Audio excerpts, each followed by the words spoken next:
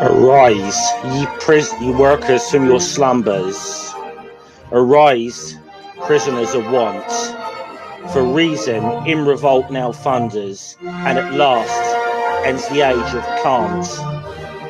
Away with all your superstitions. Servile masses, arise, arise. We'll change henceforth the old traditions and spurn the dust to win the prize. So comrades, come rally, and the last fight let us face. The Internationale unites the human race.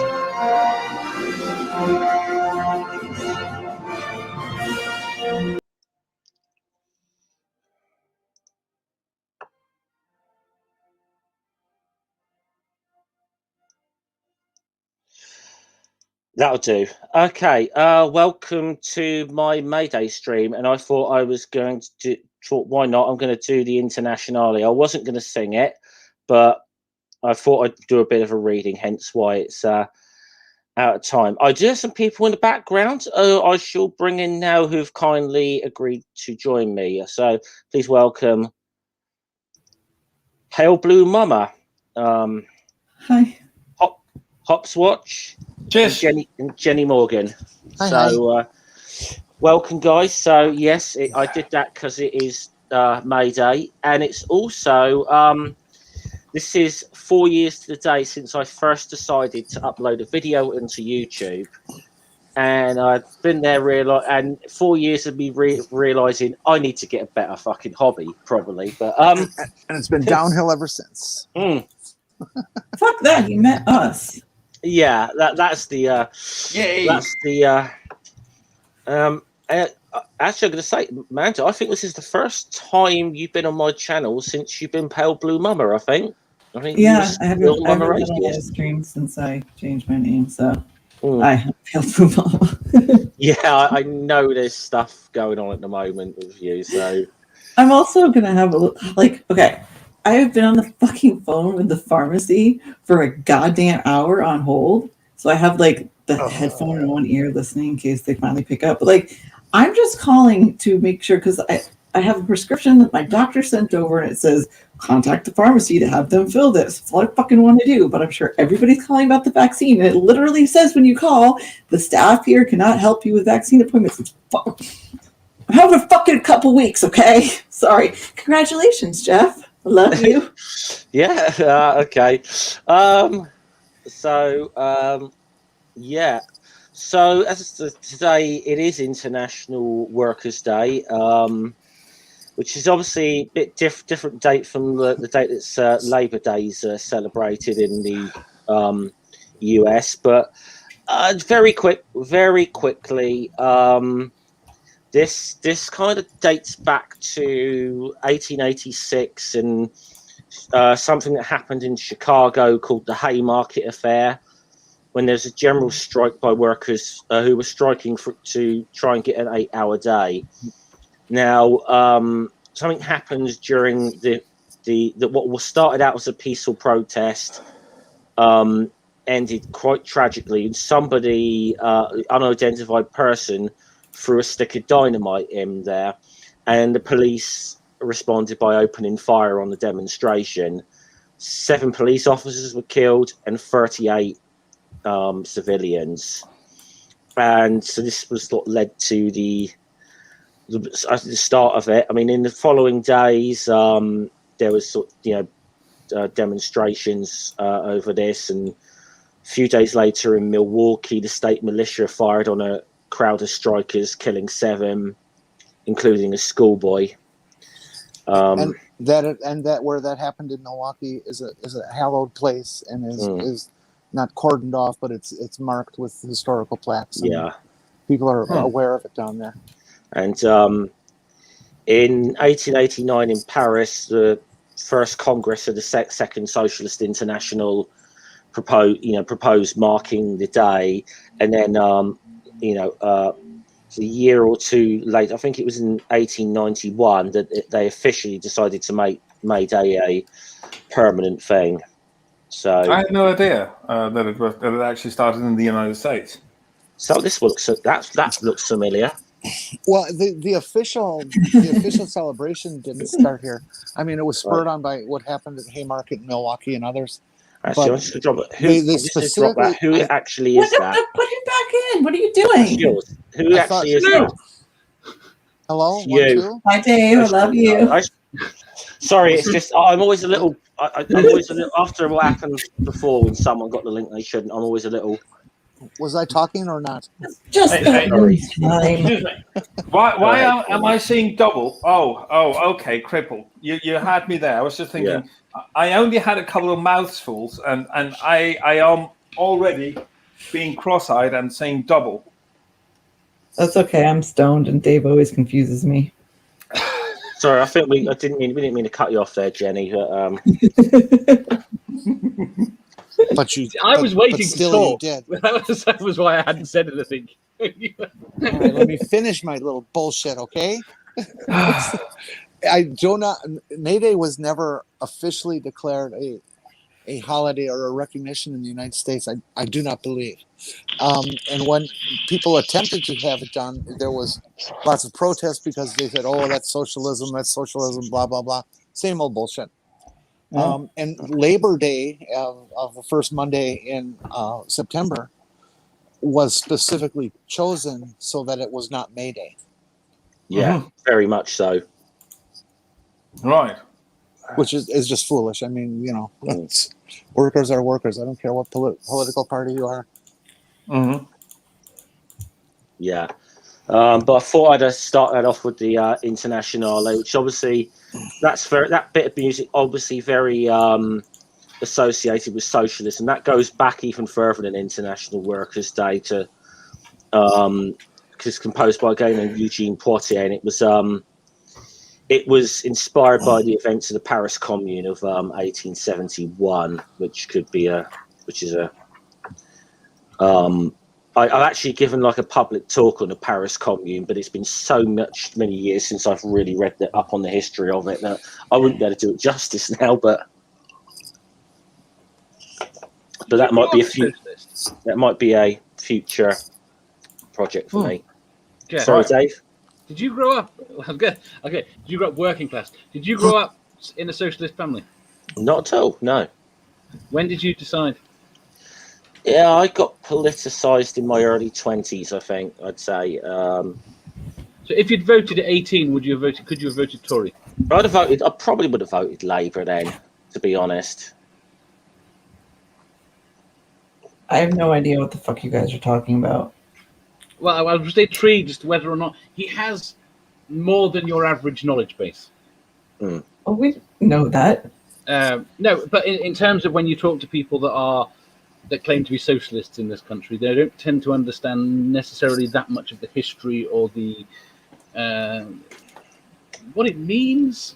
And Jeff does, and I was intrigued as to whether or not that was because it was beaten into him as a kid, or No, not at all. My stepfather's, I'd say, probably marginally, I'd say conservative. My mother's always been more of a liberal. But I mean, really, more centrists, more to be honest, rather than anything else. And so it's a bit weird how I. Dog, I think you've got some. Oh, mate, I think you've got some background noise going on there, mate. Someone's fiddling with the microphone or something. Who, me? I think it's coming from you. I'm not sure. Hang on. It seems to have stopped now. So Anyway, yeah, Thatcher politicised me. Well, she fucking enraged me, really, that woman. Mm-hmm. I think She she was. politicised a lot of people, didn't she? you see, I'm intrigued because I come at Thatcher from a different angle. Fucking God, I'm gonna go smoke some more weed. Okay, you guys have fun with this. That's an image, do Dave. that. That's an image. I think I get the distinct impression that Thatcher is more villainized than she should be. Oh, she did protect Really? the NHS big time. Dude, Her even attitude- Angel her makes core- Thatcher jokes though, and he's a fucking Oh. 17-year-old American boy. Like that's how entirely. saturated it is into the culture that like everybody fucking hates her. The problem is that she was. Firstly, she wasn't dumb. Like in, she actually knew how the world vaguely worked. She got an education outside of politics that. And the thing that it's the thing that she said that no society and then there is society is she. And don't get me wrong, I don't like defending her because I don't agree with most of what she did. I don't like you defending her on my channel, to be honest. But Yes, right. But my point is that her attitude that the book should balance is what sold a lot of the her to the lot of the middle class. And unfortunately, people are so ignorant about how macroeconomics actually works. what's happened here? They Well, don't no, I realize how, completely agree. I how keep horrible it arguing is with when people on a Twitter government about it. tries to force a balanced budget. It can't work that way. There are It things like can, it's just you've emergencies. got to. But I totally agree with you. I mean, I keep arguing with people on Twitter that are trying to make out that you can balance a fucking government budget the same way you balance a household, which is completely insane. Government debt is good, but at the end of the day, everything economically says that government debt is good because it increases fluidity in a market. Because And it increases what again? Fluidity in a market. If you Which take into means- account the GDP of a country without government debt, and literally by adding government debt, you increase the GDP by multiple times. Now, there is a limit to this. Government can't go crazy. But basically, if government does not have debt, they are not doing the best for their people that they could. Right. Remember, worth, personal wealth, self-worth, financial, not emotional, is not just what you have; it's what you owe. You add them together, and that's your net worth, not just what you own. Well, And that's why a I'm- guy like Trump can stand there and say he's a billionaire or some crap when in reality he's probably got $50 in his pocket. I Well, mean, moving money is always more valuable than money that sits still. It's why it's the rich. It's why it's so bad to give money to the rich, because it tends to not move. Right. It's like if you put 100 grand in the bank and let it sit there earning interest, the guy who's putting 3 grand a month in wages in and out is more valuable to the bank than the guy who's just put 100 grand in and let it sit there. Oh, Right. it's and again the idea of giving money to keep businesses going was vaguely in for every. So they worked it out. For every if you give £100 to business, it will literally benefit the economy by about a little bit over 100%. So you might get £103 worth of value out of it. You give that to a poor family, okay? It will rotate through the economy first locally and then head up till it hits the fucking rich person, and circulate in the economy something on the region of 3.5 to 5 times. Okay. Well, that's the big lie of trickle down economics. Is Very much so. It all ends up in their pocket. Job creators are what drive the economy. No, it's the demand creators that drive the economy. The more we want, the more they build, the more they make money. They can't do it without us. Nope. And we also do their work, by the way. Yeah. so and people and the people who don't understand economics just don't understand that. They don't accept the fact that you as a worker are hurting yourself when you vote for these people who want to give the tax dollars to the rich. That money should be going back to you. It's your money, and if anybody should benefit, it should be you, because you are who makes the wealthy wealthy.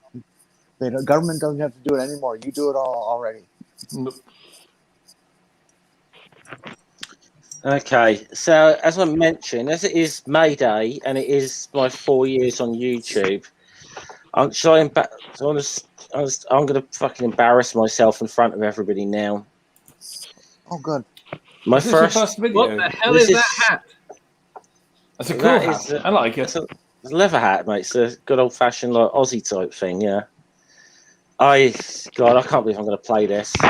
Hello, guys. It's Jeff. It's my first time ever recording a vlog of any kind. This is probably going to be crap. And it was. Reason I'm recording this is it's May Day. It's International Workers' Day. I'm here in Palmerston Park in Southampton. We're going to be doing a May Day event and parade a bit later. The moment the weather's holding out, we don't know. We might get some rain later, but fingers crossed. You know, they say. Probably you can see behind me is marquee and that being sort of set up there and so on. So there's going to be a few bands and speakers and so on. So it should be a good day. I mean, we had a real good vibe to this last year. So, but as I said, the reason I'm recording this is really just to wish fraternal May Day greetings to all the friends and comrades and people who are struggling against depression all over the world. You know, need to stick together, need to fight the man, as they say. I hate this video. And, you know, You're great. Your beard's this great. is just a message to, you know, send you the fraternal greetings. And because whilst I'm on the subject as well, I know I've got a lot of pagan friends out there, and I know that 1st of May is quite important to you guys as well. So I'd like to wish you a blessed Beltane. And yeah, so that's really just why I'm making this video. So, you know, hopefully we're going to get out there in a bit. March, you know, do a bit of chanting and whatever, and have a good time, I think, to be there as well today. So, you know, hopefully you'll all have a very nice May Day. You know, salute, you know. That shit started from my very first video. That little sign off. That's it. That shit. Yeah, see, I've got a question now because it affects the US as well. Do you think the rise in unions has helped Rise in unions. move away from religion? Well, what Jeff just described offered a lot of the community that you would traditionally get in church.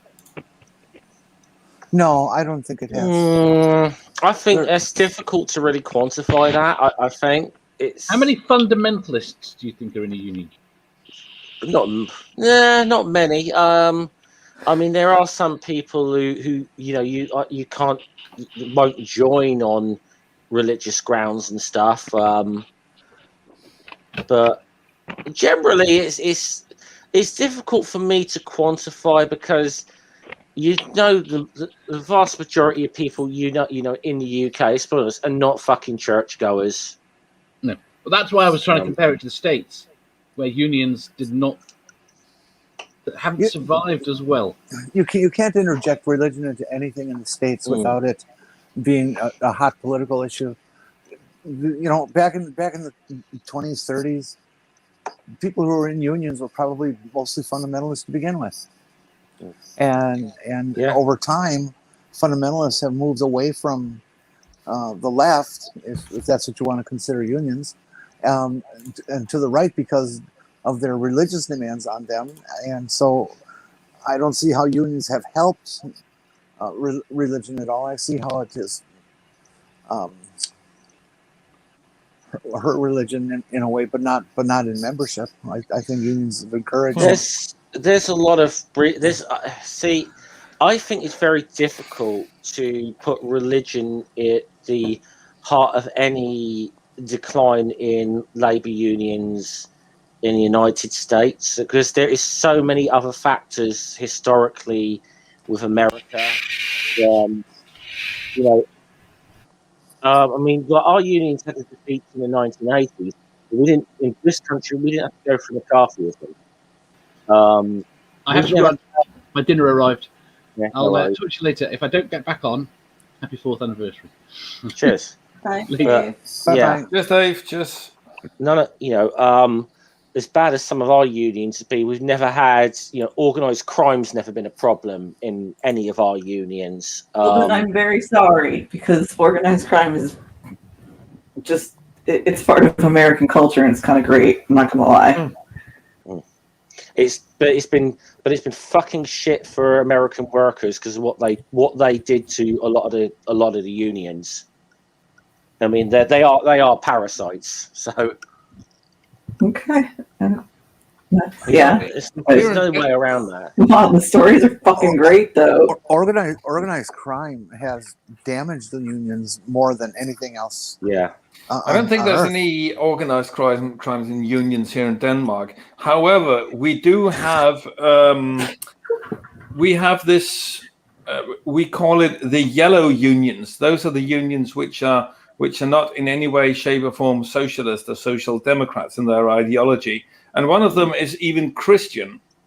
We actually have a Christian union, and the ideological foundation of those unions are typically something along lines of cooperating with the industrialists to be in kind of a harmonic relation where the workers aren't paid too much, so that the industrialists can still make a profit, and as long as it works well for the industrialists, it will also work out for the workers, and the workers can actually get more higher wages the more rich the industrialists get. So that's kind of the foundation of those unions, which I find is absolute bullshit. But they exist, and usually they are also cheaper than the proper unions, unions such as HK, in which I'm a member. Going to shift to 3F at one point, because that's they are more. I mean, the types of work that they do in HK, where I am now, that was my old job. And now I'm really back in blue collar manual work again. So I'm going to change, but the ideological base is the same. Yeah, I mean, America does have some amazing traditions of like fighting labor unions and people. I mean, really, like. I mean, they're one of the few like revolutionary trade unions, the IWW back in the day, which were actually revolutionary, like a syndicalist union. I think their problem was that they fought a lot of good battles and got a lot of victories, but were not necessarily always able to hold on to a lot of the gains they made. It's a big problem with the IWW. I mean, that still exists to this day, the IWW, although it does not have any power anywhere whatsoever. But remember, in America, they were fighting against the American dream, that being have a house, have 2 kids, and all that bullshit. The socialism was such a dirty word in America that all they had to do was lay it on unions, which is, I mean, it is accurate. Unions are very socialist by nature, but that tends to be a good thing. But they labeled it so badly, and people sucked it in so hard that unions were always fighting an uphill battle. I don't think in America the percentage of workers in unions was ever above 35-40%. I don't know that number. I think I'm pulling it out of a memory, but I'm not sure. And so it was never as good as it could be. But what really hurt the unions was their association with crime, with organized crime. The Jimmy Hoffa is the classic example of that. In the Teamsters, they were absolutely crooked as fucking hell. And his son is still the president of the International Brotherhood of Teamsters. It's an interesting duality, because America absolutely despises crime like Hoffa would represent, but at the same time it puts criminals up in hero status. Yeah. And it's like, what the fuck? You know? And, I mean, and, I mean, Hoffa's the most famous, but I don't think he's anywhere near the most corrupt labor union leader America's had. the next thing outside of corruption, as a general term, that hurt the American unions was the concept that I'm a worker, I work on an assembly line, and I do my job and I get my pay, and Joe Blow over there is sitting on his ass and I can't get him fired. Why do I have to work so hard and he works so crappy and gets the same wage? You know, and that's a legitimate beef. You know, union guy should not be sitting there. That's been a beef. That's been a beef with all over the world. That's sure, and it happens with unions or without a union. But when you have a union, the procedure to get somebody fired can be so involved and so lengthy that this guy can be here for like 5-10 years before he gets fired for being lazy. Yeah, but I mean, on the plus side of that though, the flip side of that though is makes it damn more difficult to bosses to get rid of people on trump up things whenever they want to get rid of people. You know so there's it's a two-sided coin. I mean, you know, generally, your day in day in thing that your average steward does probably deals with more than anything is disciplinary and attendance procedures things. Generally, is sitting in when there's a disciplinary or a attendant or like a sick attendance hearing. That's like the most. And a lot of the time, it is. To be honest, as I know from being a steward, generally it's more procedural things you catch a lot of your bosses on, because I don't want to get too much into it, but I do know I've dealt with a whole number of managers that have not been trained in their own procedures, and there was one guy who by all rights should have been sacked, and I actually had to tell my bosses, yeah, he should be sacked for this. But if you do, because of the way you fucked up here in your process, he takes you to court, he's going to wipe the floor with you. You got to let that is. I have to be honest with them. I mean, that's one instance, but you know, the other leg of the triumvirate that of what hurt unions in America. Oh gosh, how do I phrase this?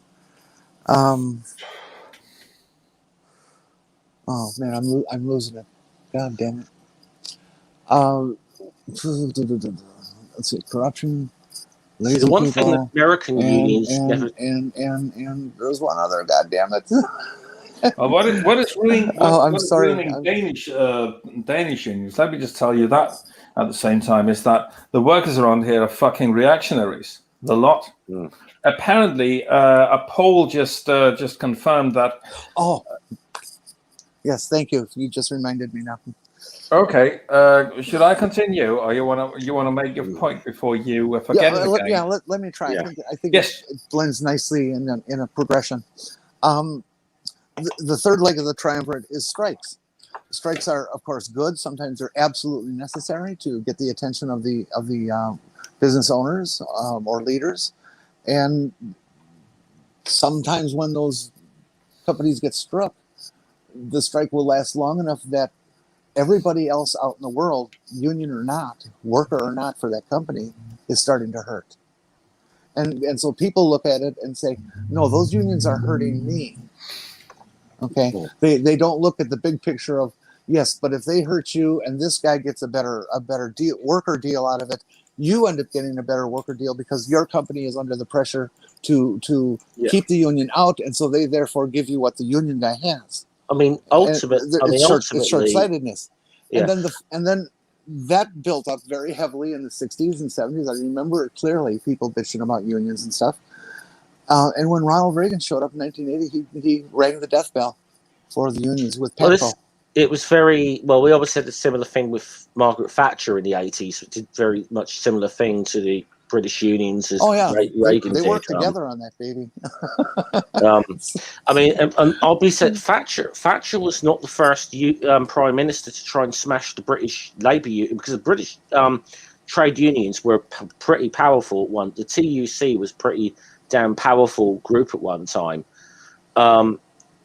The mistake other prime ministers made, other governments, and including some Labour governments as well, not just Conservatives, when they tried to take on the unions, they had tried to take them on all at one time, and they failed. I mean, effectively, I mean, I've got this a tiny little pamphlet type book here called "Close the Gates," but this thing in like the 70s at Saltley Gate. I mean, this effectively led to the downfall of a government, of a Conservative government. But what Margaret Thatcher did, which was different, is that she bought off some unions while smashing it. She did very much a divide and conquer strategy, and it worked. So, anyway, should we talk about some of this? Dog and Manda have been very quiet, actually. So, Well, they muted themselves. yeah. Well, I had a nurse here, to be fair. I have a nurse now. Okay. Well, I spent the last 2 months in hospital, so... Oh, yeah, well, what happened? Well, just meds. I'm on seizures. I had my eyeball removed from the socket, not completely, because that was swelling up. Put in an induced coma. I poop in a bag now. So, well, for temporarily. Wow. Do you know what I was going to say? I thought I hadn't seen you about for a while, for a little while, so I was wondering. Yeah, I spent 5 weeks in a coma. Jesus. Wow. Didn't know anything about it, mate, to be fair. Apparently, I had my COVID injections while I was in there, so...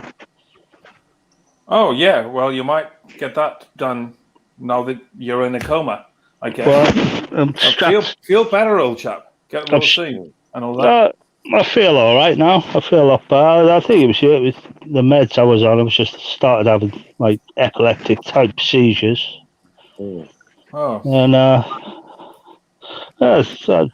shit of having a stroke, isn't it? Really. How long were you out? From when to when?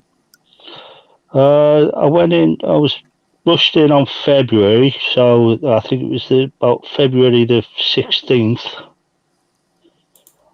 And then 2 days after, I was put in a coma. I was brought out of that about 3 weeks ago. Wow.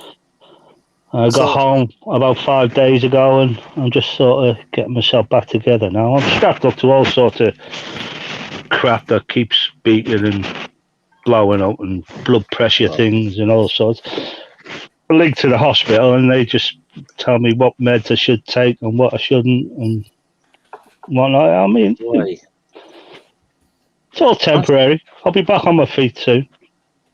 I like the positive attitude you're having now. I was going to say, I was just thinking to myself the other day, I haven't seen Doc around for a while. I wonder where he's got to. Wow. Yeah, well, I'm back. I'm not dead yet. Yeah. So you weren't awake then for the 2 days that flying saucer actually landed in Washington. Were you? No, I missed that. I'll have to look at the footage for that. But yeah, it would only land in America, wouldn't it? It wouldn't land anywhere else in the world. Well, of course. At least they get all the good aliens. Yeah, we had that brief period where Donald Trump Donald Trump briefly took power back for about 24 hours, and then you've missed a lot. Probably. Yeah. Well, I was reading he's going to open up a network, isn't he? His own sort of network. I don't know what he's called it. Well, that's what he's saying. Thing. Trump book or whatever. That'll be fun. Twatter, we can call it. That would work. Twat. Twat. Yeah. Oh. But yeah, I miss like lockdown opening up. But with lockdown, I don't have missed much world news. I don't much has gone on. No, I don't really know. Well, I'm glad you're doing better. Yeah. That's some scary shit. Yeah, I feel better, mate. And Yeah. get well Yeah. soon. It's good. Yeah. Yeah, no, absolutely. yeah, I feel much better. I feel brilliant. Go I'm on. back to the way I felt before I went in. Apart, I don't have to go to the toilet anymore. Temporarily. You're lucky you're not American. You'd be waking up to being Back into being sex, bankrupt. guys. Yeah, probably. I don't know. I had my stroke in America, and the care I received there was phenomenal. Mm. The care was Yeah. phenomenal. I mean, Yeah. it was 100% attention on you. Obviously, my company was paying a lot through the nose for it, but here, you get to see when. Well, we get a button here that we press, and if the nurse wants to turn up, they'll turn up. But I have a lovely lady comes and visits me 3 times a day, and helps the wife out and that. Wow. So Well, it's all good. Life goes on. right. Geez, you're lucky to get a care nurse to stop by once a day. I could actually finish my only if Doc's finished. I started, mate. I can go on all day, but crack on. Right. You because don't want to be hearing about my shit. Yeah, I was going to make a point about the Danish unions being reactionary, or at least the workers being. Apparently, a poll is showing that.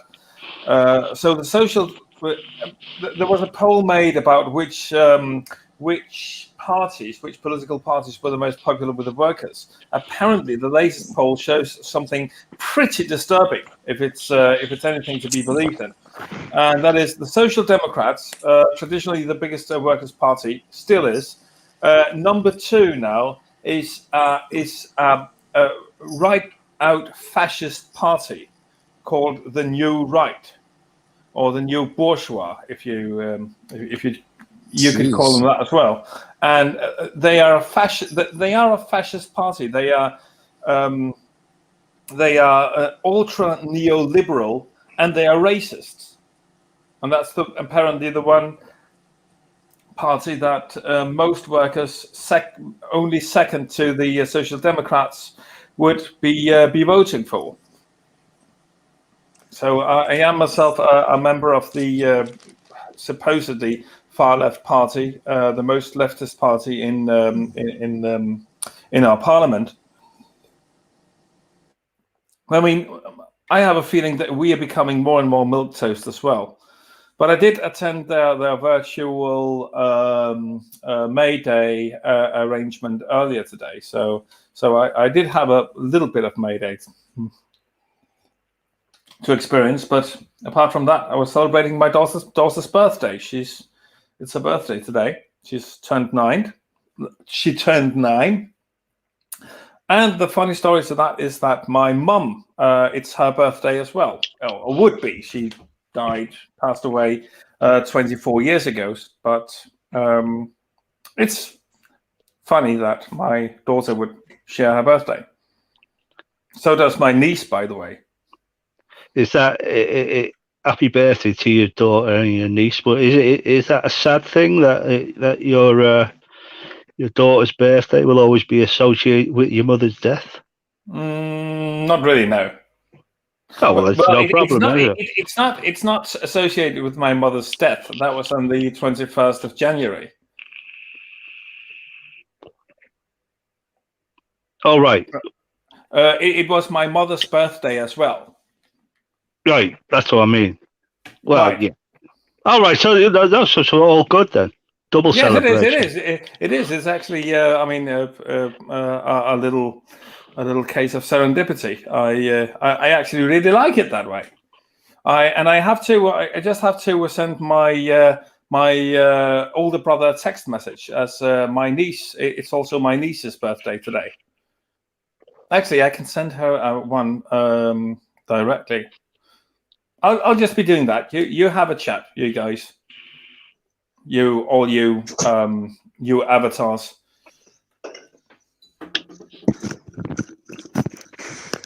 Back. So I was listening on him, but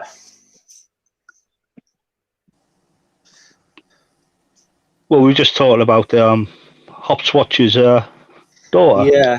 Mm-hmm. I was wondering if he's thrown her a party. I had a really uncomfortable thing happen this week. Similar. On the 27th, I was at the hospital having my mammogram, and halfway through it, I suddenly realized that it was April 27th, and that was this year would make the 34th anniversary of my mom's dying from breast cancer. And so it was just real uncomfortable, you know. And I started crying in the middle of the exam and all that stuff. And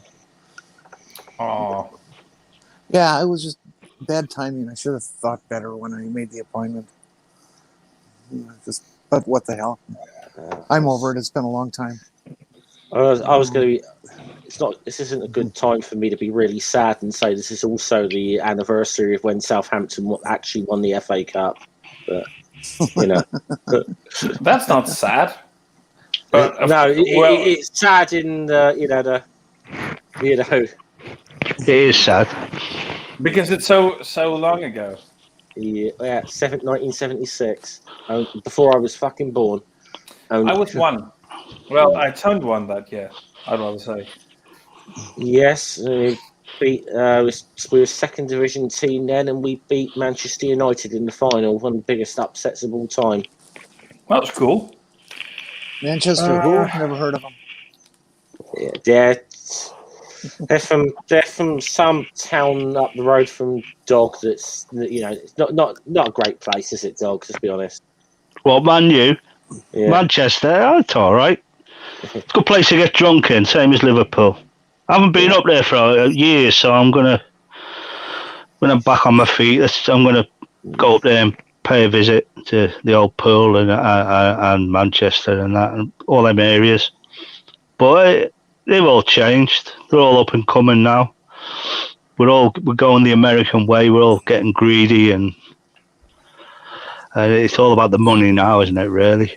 Yeah. It's not about living anymore, which is pitiful, sad. Yeah, it is. But you all you're going to be doing is wrestling the cash out of the likes of Jeff Bezos' hands and whatnot, because they're going to be the rich ones in the end. They're going to have all the money. Yeah. It's it's I mean, so yeah, I mean, I've done enough I think I've done enough talk about football over the last couple of weeks on my channel, so probably just get off of that, because I did enough rants about that Super League. So well, but that's your thing, you know. It's your channel, it's your thing. Do it. Yeah. Well, my team are 3 points from Champions League, Devon. So it'd be nice to get being at Everton. I actually it's a bit of a bittersweet thing. Where there was a guy who used to drink in my local. We were just knew him as Scouse John, but massive Everton fan. He got emphysema real bad and whatever. But he lived, breathed football. That was kind of.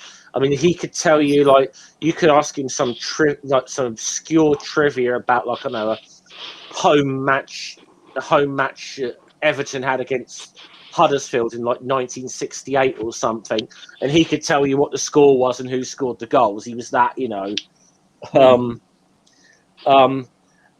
and when was it? Was it 2009? He died a week before the fucking cup final. We were gutted because it's Everton and Chelsea cup final. Yeah. And he didn't get to see that. But I tell you what, everyone even one of the guys who is a Chelsea fan, everyone was like wearing Everton shirts in memory of John that day, with all black armbands, because he was just one of those. You know, every pub in England's got that character, haven't they? The barfly. Yeah, the one it's that character that almost defines the place. Well, that was Scouse John, our local. He's just one of those characters that, and the fact that he died like about a week before the FA Cup final was like, oh, fuck, Oh man. because that was all he was looking forward to as well. Oh right, Michael Collins just died recently. Yeah, Well, yesterday. Yesterday, wasn't it? Yeah, a couple of days ago. Yeah. Along with the same day as the Danish actor. So do you remember Fraggle Rock? Yeah. Yeah.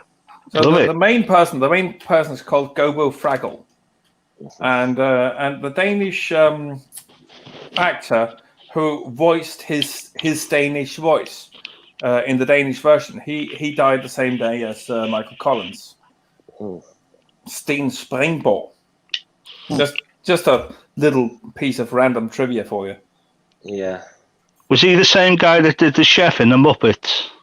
Nope, he was not. And you have to remember, it's the Germans, and only the Germans who call him the Danish chef. Everywhere else in the world, he's the Swedish chef. Also in Sweden. In Sweden, he's also the Swedish chef. But in Germany, he's the Danish chef. Oh, go ahead. I was just going to say that Germans are good at getting things wrong. Yeah, well, it's obviously intentional because I mean, Germany has a border with Denmark. It's kind of intuitive why they would do that. They know more about the Danes than they would know about the Swedes. However, the way that the Swedish chef speaks, though it has nothing to do with Swedish as such, he still has a very authentic intonation of Swedish. I mean, the way that they sing the language, the way that the intonation of the language is quite authentic when the Swedish chef does it. I must admit, I used to love him on Sesame. He used to come on Sesame Street now and again. He did? Yeah, Yeah. why not? It's all Jim Henson. Well, his head office is in London, in Camden, and I remember visiting it once in the 90s. It was a magical place because he did all.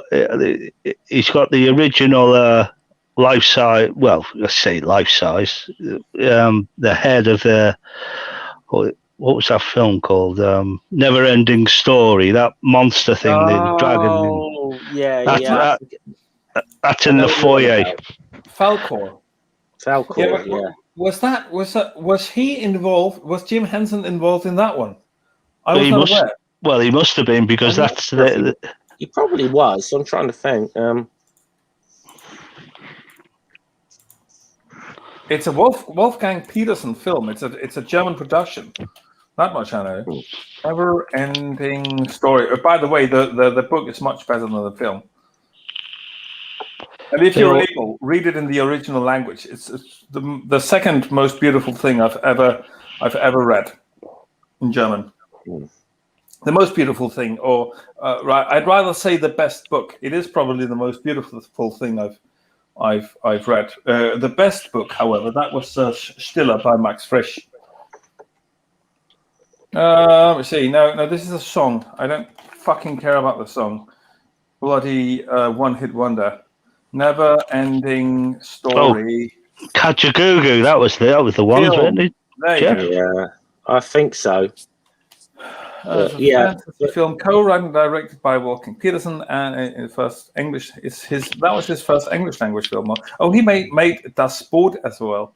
Michael Ende, Bernd Eichinger, Dieter Giesler, Noah Hathaway, Barrett Oliver, Patricia Hayes, Sidney Bromley, Moses Gunn, voices of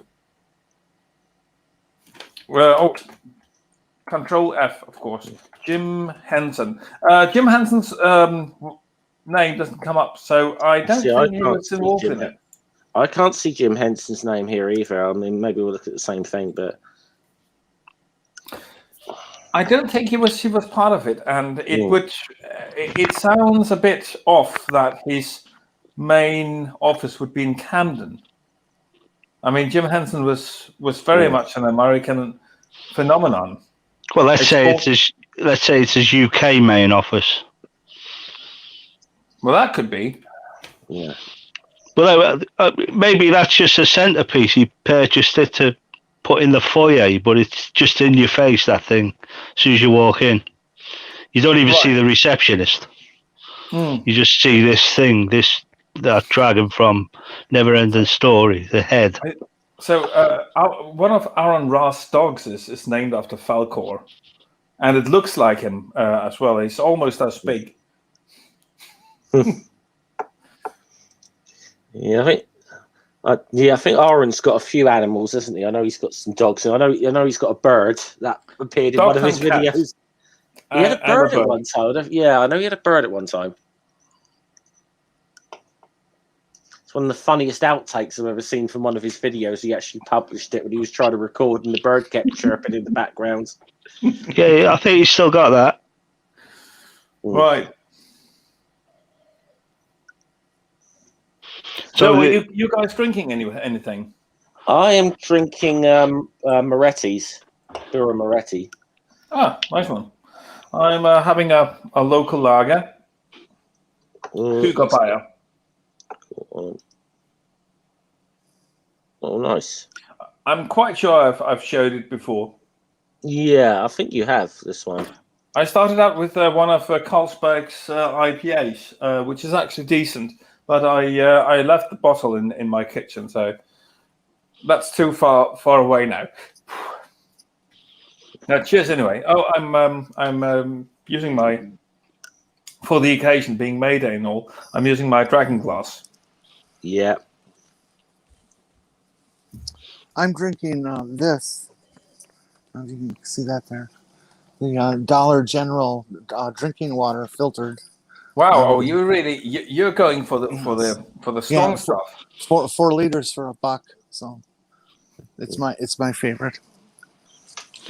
Well, I'm drinking from 2 bags, which are in my veins at the moment. One's pumped with drugs, and the other one's a saline solution, I think. They're tasty. They would be, wouldn't they? Oh, that reminds me. When I had my appendix removed, and I was waking up after after surgery, there was a nurse kind of bugging me to take some morphine, because she said, "Well, it may not hurt very much now, but once you're completely out of the anesthetic, it will start to hurt absolutely awfully. So I really, really recommend that you get some morphine now." But I was actually feeling okay, and I said, "It doesn't hurt that much. I mean, I can simply ask for it if it becomes an issue." And she said, "No, at that time you'll be screaming in agony, and you'll just be so absolutely awful. I need to give you some morphine now so that it won't be any worse." And that's when it occurred to me, if I wanted to ever have morphine injected into my veins, and I could do it, 1, legally, 2, under supervision from professionals, this would actually be my chance. This would actually be my chance to try how it feels to be a junkie. Not really. So I ended up saying yes, and I immediately regretted it when that wrecking ball hit me. When I had the injection, it was absolutely awful. I hated it the second it hit me, I was nauseous completely. I couldn't sleep. By the way, the slight pain that I did feel did not get any better, not at all. I freaking puked at one time, which I rarely do. I really have to be really sick before I ever puke. But that made me puke, and it also made me realize I'm never ever going to be a junkie. And and once I get cancer, which we have a tradition to get in my family, I will postpone using morphine for as long as I possibly can because I'll take pain over that shit. Goodness. So opiate addiction is a thing. Yeah, I know, but I'm not going to get it that easily. I can tell you. That thing, that shit doesn't work very well with me. It doesn't. It obviously doesn't relieve any pain very effectively, and it makes me feel absolutely nauseous. Well, So you no wouldn't be the thanks. first person who reports those kind of effects. Some people it just doesn't work for them. It's not surprising. It's not all that common, but it does happen. I think it was deeply unpleasant, and no pain was relieved. Well, maybe the nurse was right, and it would have been worse if I hadn't taken it. But I kind of can't really know. But it didn't relieve anything for sure. It doesn't after a while, so you take more. Look at Michael Jackson. Right. Elvis. But I mean, and then later, one thing that works very well with me is is it called ibuprofen?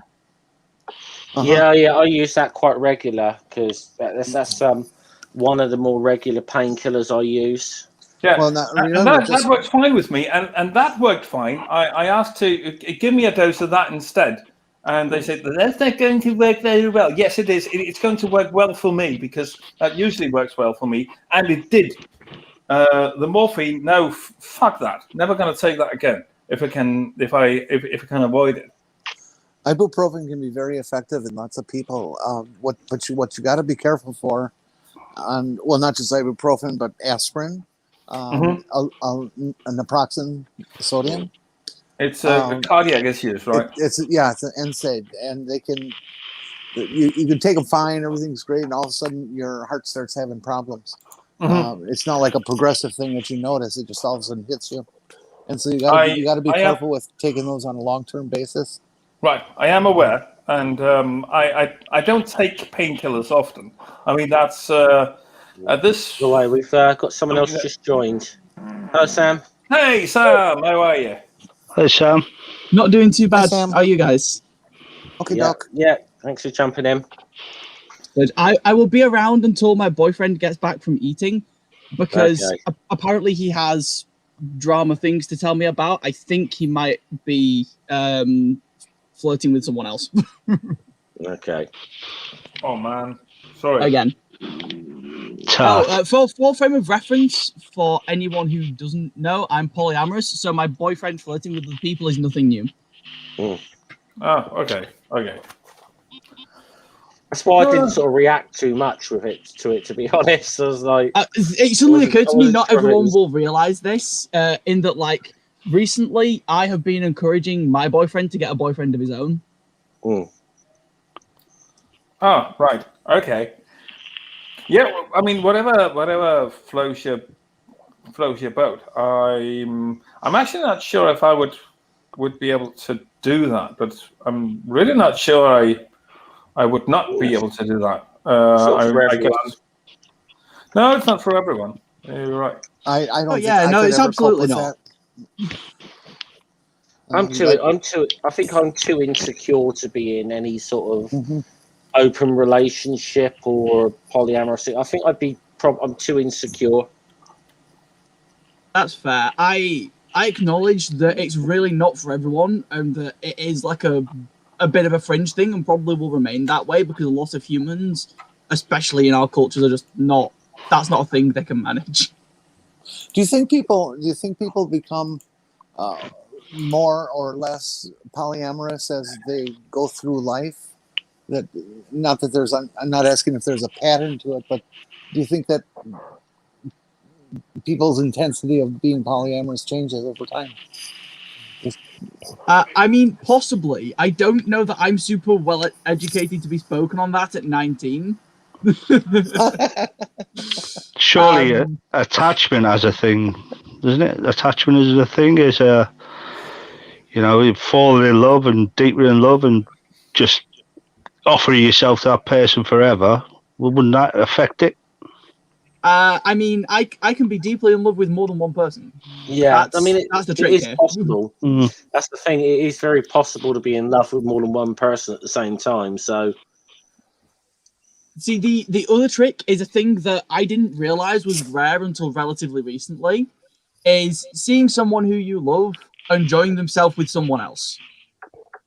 See, that would just freak me out so bad. I yeah, just couldn't cope that's with that. perhaps where I think I would have the problem, because I'd be way too insecure. Oh shit, Dave! I don't have room at the moment, mate. Dave's in the background. I will not be around excessively long, so Okay. When I disappear, there will be space. Okay, cool. I'll tell you what. I'm gonna go have myself a cigarette, so I'm gonna drop myself out and let Dave in. So Fair. I'm And gonna. for Never Again in the chat, I want to watch. Sometimes, not always. And then, and that's everybody- another thing I could never cope with, is somebody watching. Everybody is. You're much tougher You than I have am. multiple relationships. You love multiple people your entire life. You are just culturally taught that you're only meant to have one romantic partner. Right. And purely Yeah, And I agree with that. That can affect your psychology to the point where you become almost incapable of it, which is why I kind of accept that most people aren't gonna. Well, I would be speaking on a total ignoramus side, to be honest. I would have loved nothing about it anyway. Well, as a teenager, that was me anyway, just playing it with anything I can get hold of. But as I say, as I've grown older, well, I have to say this legally now, because she's in earshot.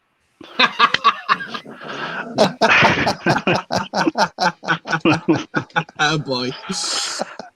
And I've just had the raised eyebrow. So what do you think, Dave? Does polyamory kind of, is that affected by growing older? I don't. I think, to be honest, people tend to get more pragmatic. I don't know. You get this divide in people that either get more pragmatic or more set in their ways, or more conservative. So I would say you tend to follow whichever path. I think your view towards polyamory will probably follow whichever path you take that way.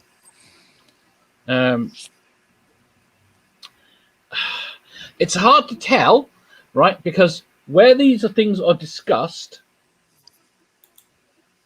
tend to be mostly people that are escaping from their religions. So you'll find people that are in their 50s, 60s, and 70s that determine that they quite like the idea of poly relationships and all the various different angles you can come at them from. But this is because their devotion to their religion and this very traditional idea of what their marriage was meant to be goes away. True. And I think the other thing is that a lot of younger people, like kind of my age or a couple of years younger, are trying it. In kind of my experience, a lot of my friends have like tried polyamory to see if they can manage with it and gone either yes I can or no I can't. And one of my friends, for example, has gone, well, I can't do polyamory, but if I have a polyamorous partner, that's fine. I just only have the mental capacity for one partner.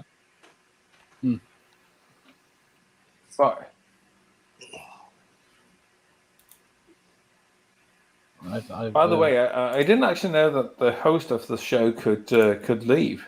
Yes. And Oh come yeah, back, that's a thing that can be done because StreamYard is kind of hosted separately. That's why if the host leaves after the stream, everyone else can still stay and chat. Right. I'm going to get myself another lager. I mean, it is May Day after all. In Denmark, that's associated with drinking one hell of a lot of beer. So I'll be right back. Well, my village normally does the drinking thing on May Day, but it's been cancelled this year due to the pox. But Yes. we look forward to that next year. It's like a mini beer festival for the day. Our town here has a 3-day drunk fest in end of July every year, and they had to cancel it last year. And I know it really means a lot to the people of the town. I hope they get to have it this year. I think they could have got it together this year, but because lockdown was so late in coming out, organising it would have been a nightmare. But hopefully the beer festivals that we've got this year coming up locally are still going to be open. And hopefully I'll be well enough to be wheeled out and have the odd tipple myself. Well, I hope they have it because I'm looking forward to the tractor pull. So we still have all the steamrollers and things like that here. Village faiths, It's a weird American hobby. Some of these there's this one class. It's an unlimited class. They will build and what do you call it? Modify tractors. Right. Manda, if you're just listening, I've just dropped you for a little bit because you've been on mute for a while. If you want back in, just say something. Just put something in the private chat. We'll rotate round if needs be. See, I'm on the unpaid version where I can only have 6 in. So, I'll tell you what. As it is as I did do some of my crappier earlier videos. Who wants to actually hear the voice of a Tory MP on one of my streams? Oh, I see. I don't know if I want to now because that would be amusing to hear a Tory on your channel, but equally yikes. Okay, this is one of my, I suppose, earliest little things where I did a debunk of historical thing. And yeah, what's going on with Hops? Sorry. I think he's sat on a knob or something. Yeah, okay.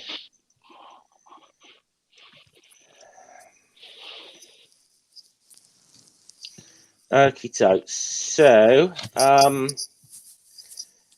this is good because this is like these are the only videos I can play not having any worry about getting a fucking copyright strike. So, I'll submit a copyright strike against them if you want.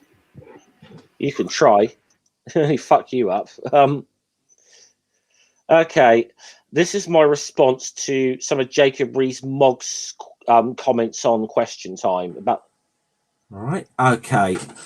All right, guys. It's Jeff. I'm back again. I haven't made a video in quite some time, actually, because I haven't been that well. So that's kind of where I've been. So I haven't really been doing my YouTube channel for a while. Tell I used to film the shit on my phone. I thought I'd come on today because I saw something this morning. It made me a bit angry, to be honest, but wanted to maybe put a bit of context in this on this. So I'm going to talk about a nice light-hearted subject today. I'm going to be talking about concentration camps.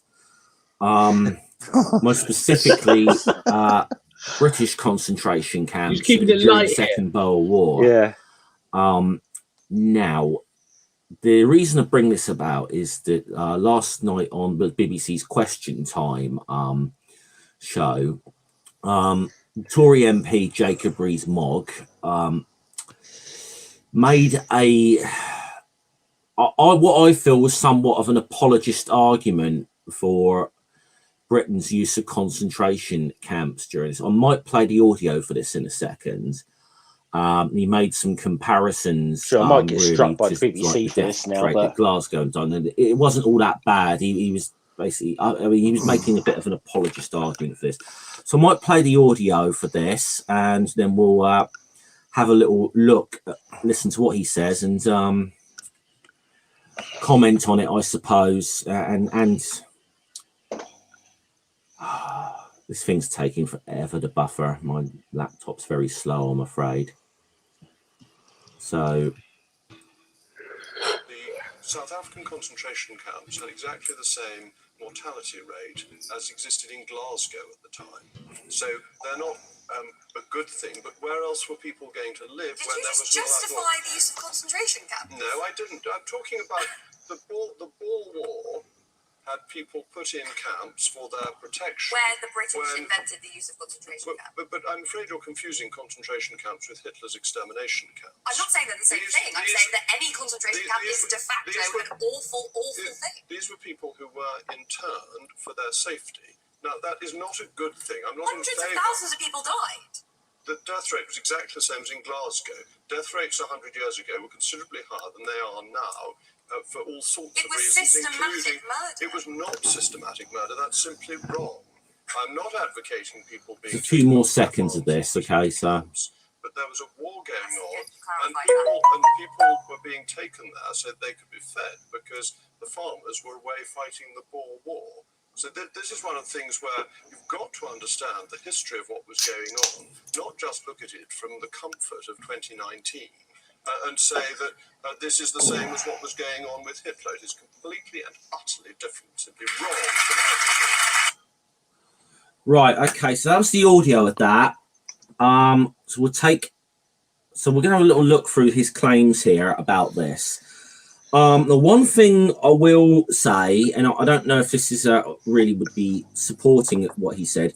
Yes, there was a difference in the fact that it wasn't like during the Boer War that Britain was sending people to gas chambers like the extermination camps of Hitler. So I will give him that point. However, the rest of it, I feel, was pretty much an apologism for the British Empire, in my opinion. And I feel it was very bad. It was just bad. I don't know where he's getting his facts from. Or whether he's just being willfully ignorant or deliberately dishonest, I don't know. But let's we'll start with what he said about mortality rates in Glasgow. Now, I tried to do a little bit of research upon this and make some comparisons here. Now, we take the Boer War, the amount of people that were put into camps during the Boer War, it was around 115,000. Of that, 27,927 people died. Okay. So now in Glasgow, this was a little more difficult to find mortality rates. Now I did find infant mortality rates around there, which you'd expect to be a bit higher. So that was the only thing I could really find to compare this to.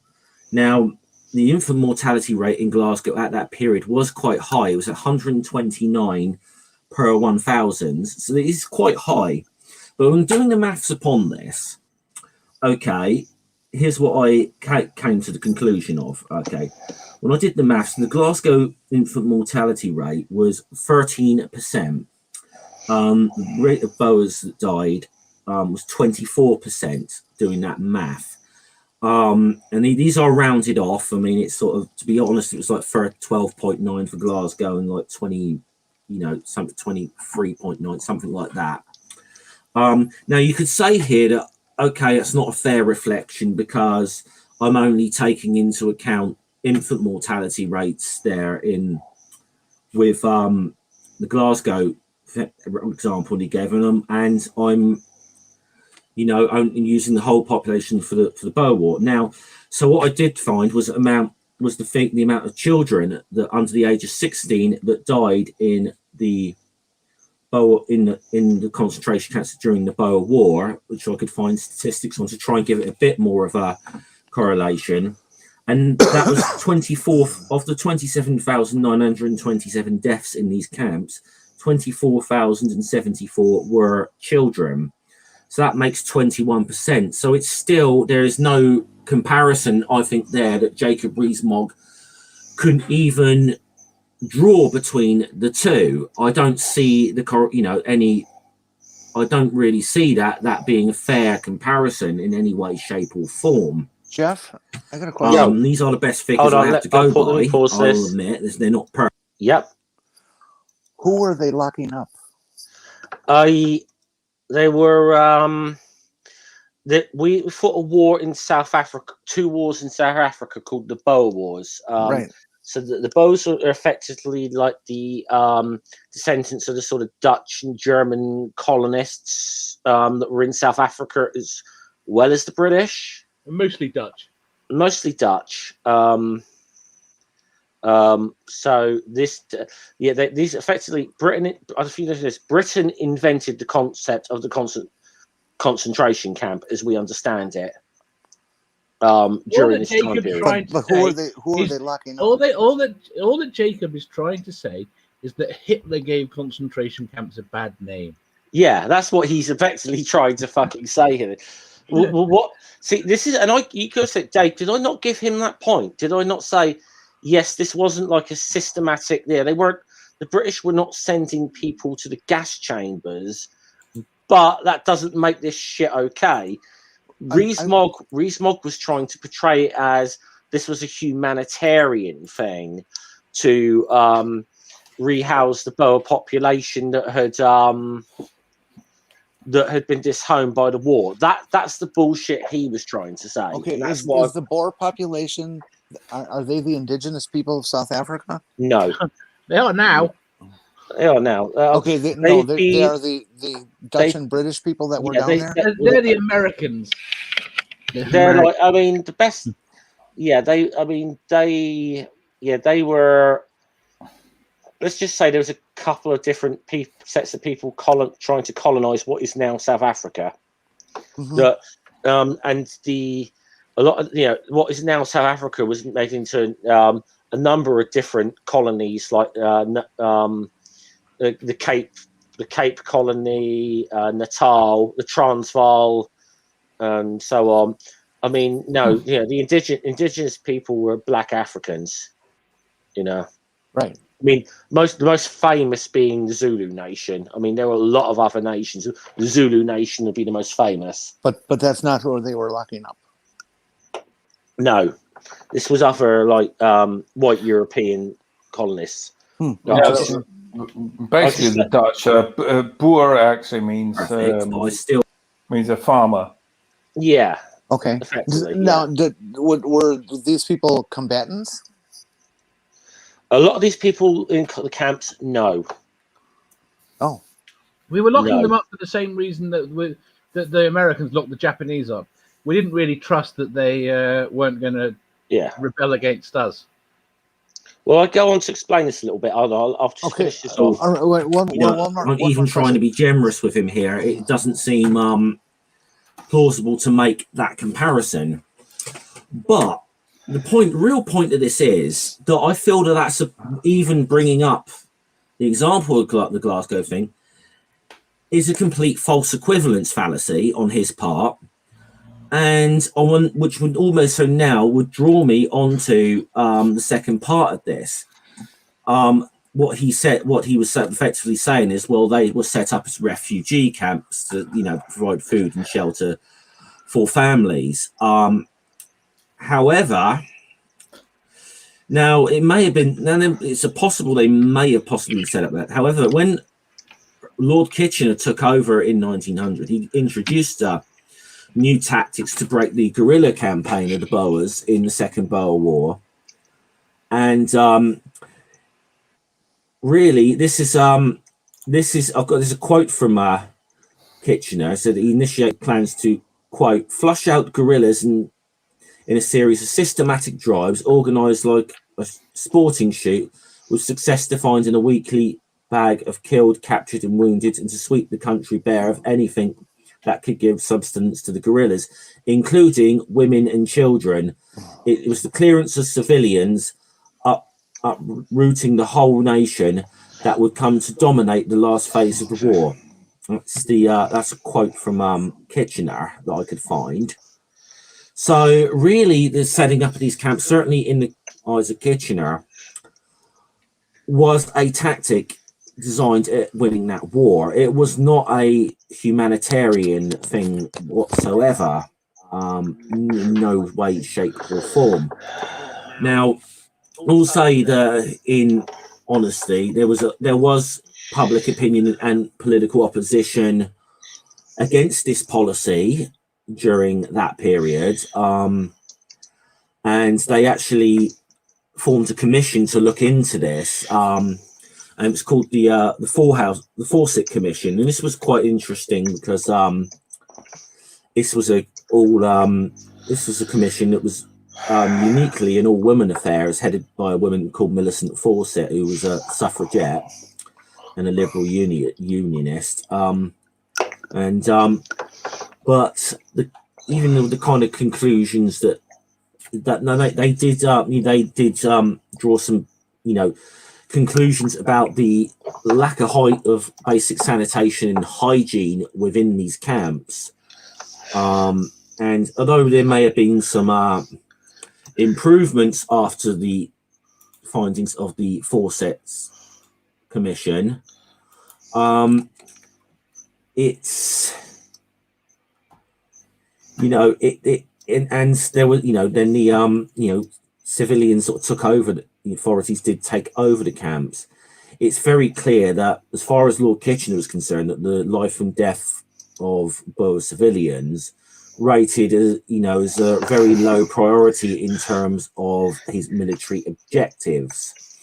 So I really feel that Jacob Rees-Mogg is making a very, very either willfully ignorant or deliberately intellectually dishonest argument about this.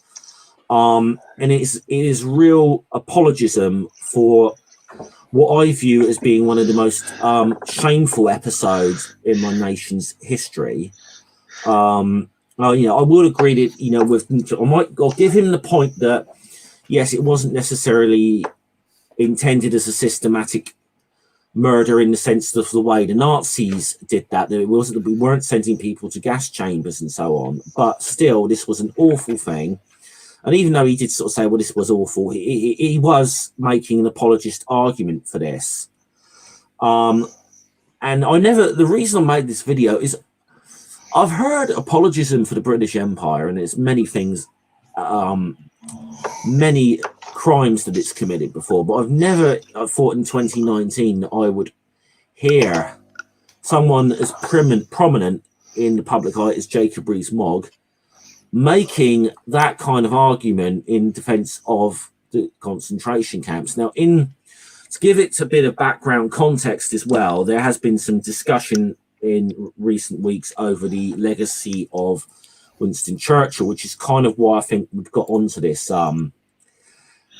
discussion, why this discussion was brought up. Now, it's although Churchill was maybe not so necessarily directly involved with setting up these camps, he did actually he did actually defend them and said that they produced the minimum of suffering, despite the fact that almost a quarter of the people that were sent to them died. So that's where perhaps this was brought up, that young Winston Churchill actually defended this and was painting a very rosy picture of something that was quite awful. So that's my take on that. So, no, I never thought I would sit here in 2019 and of all the kind of apologist arguments for the history of the British Empire, that we would be that someone would be defending that episode in our nation's history in 2019, because it is an absolutely shameful thing. And If there's no, it's about certainly. I would have thought by now that even people This is within the almost British establishment might have started to own their shit on this a bit now. But obviously, Jacob Rees-Mogg does not want to own. Doesn't feel we need to own our shit on that at all. Almost done. It was a disgusting episode in British history, and so for that, basically, for your either willful ignorance or deliberately dishonesty, Jacob Rees-Mogg, fuck you. Okay, that's all I've got to say about that. I shall see you guys later. All right, salute. Okay, it was building up. It was all building up to the fuck you, Jacob Rees-Mogg at the end there. That's a nice rant. Yeah, that's one of my most watched videos. My most watched one is about Ken Ham, but it's not one of the ones. But the Rees-Mogg one, that's one of the few ones I'm kind of proud of from like a couple of years ago. Both of the ones I showed there are from before I adopted the handle God the Scummer as well. So, only thing which is a bit, sad about that video is that we don't see much of you, but we see one hell of a lot of your wall and ceiling. This is what I mean. So about a year ago, I was shooting all my shit on tablets and phones, and I filmed that. And then when I look back at that afterwards, I was like, "Oh fuck, it's come out in portrait." And I was just like, "Oh fuck it, I'll upload it because I can't be asked to just sit down and go do that all again." I was just, so I just thought, "Fuck it, I'll upload it." Yeah, like yourself better. It is more important to get the message out. So yeah.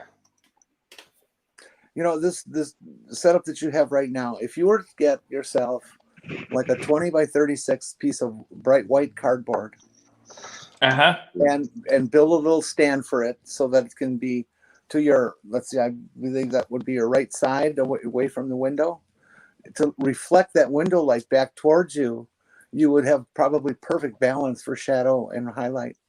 For the cost of a piece of cardboard, man. That window does a lot. I mean, I've got a window right over here, and a couple of beer bottles. But I got my window right there, and I mean, there's nothing as destructive for a proper video than daylight.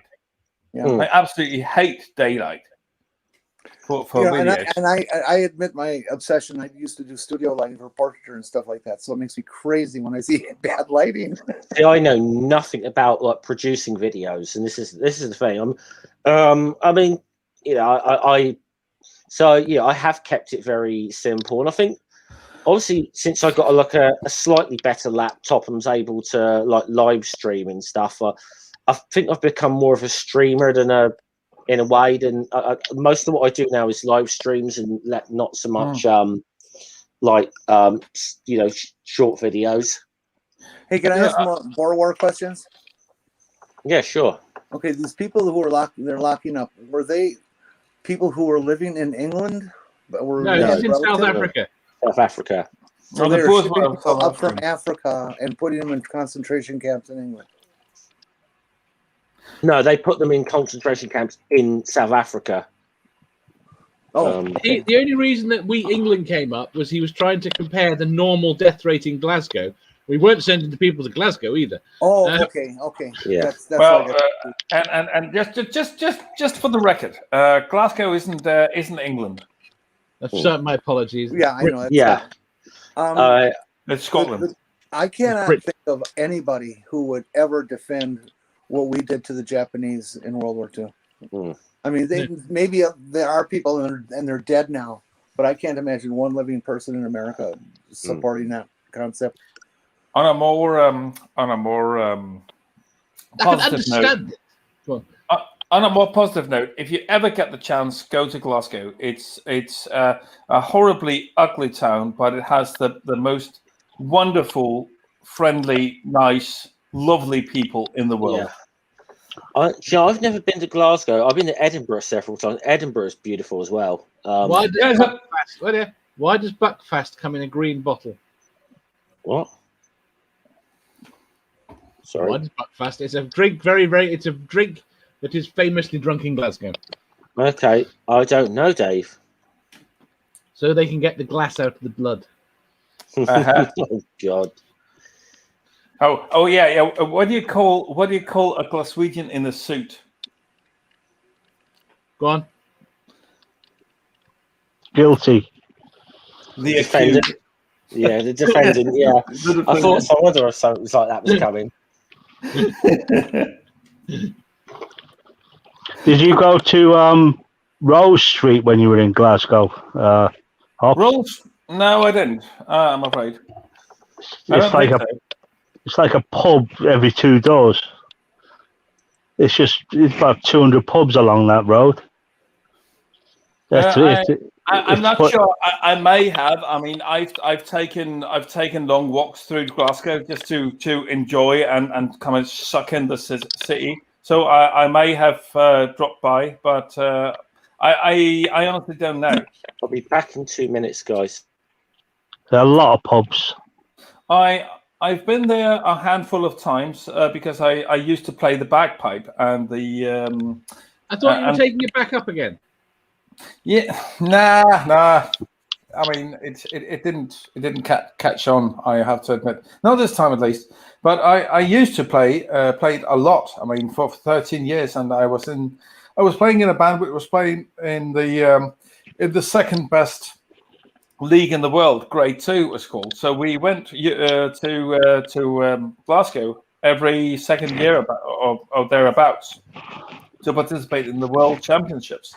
So I kind of know I mean, I'd say it's probably the city outside of Denmark that I know the best. That would be Glasgow. Well, we've all seen you in a kilt. You have? Yeah, we've seen that video. Oh yeah, there are a couple of YouTube videos where I play with my my band. If you want to watch, you who haven't seen it yet, I can bring it up if Jeff will let me. He's not here now. So. No, he's not here now. But once he comes back, let me see. Heather pipes and drums. Alden Beeson. That was 2009. Yeah, would have been. There you go. Let me just see.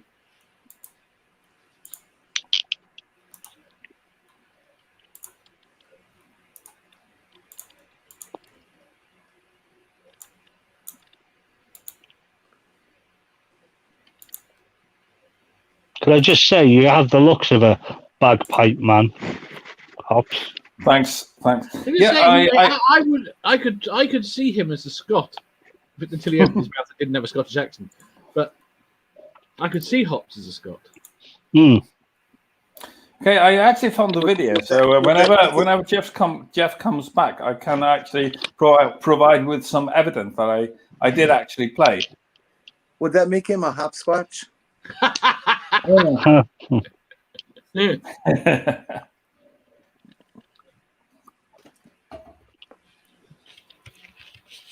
Also, I was I asked on Twitter today if I should buy one or the other car.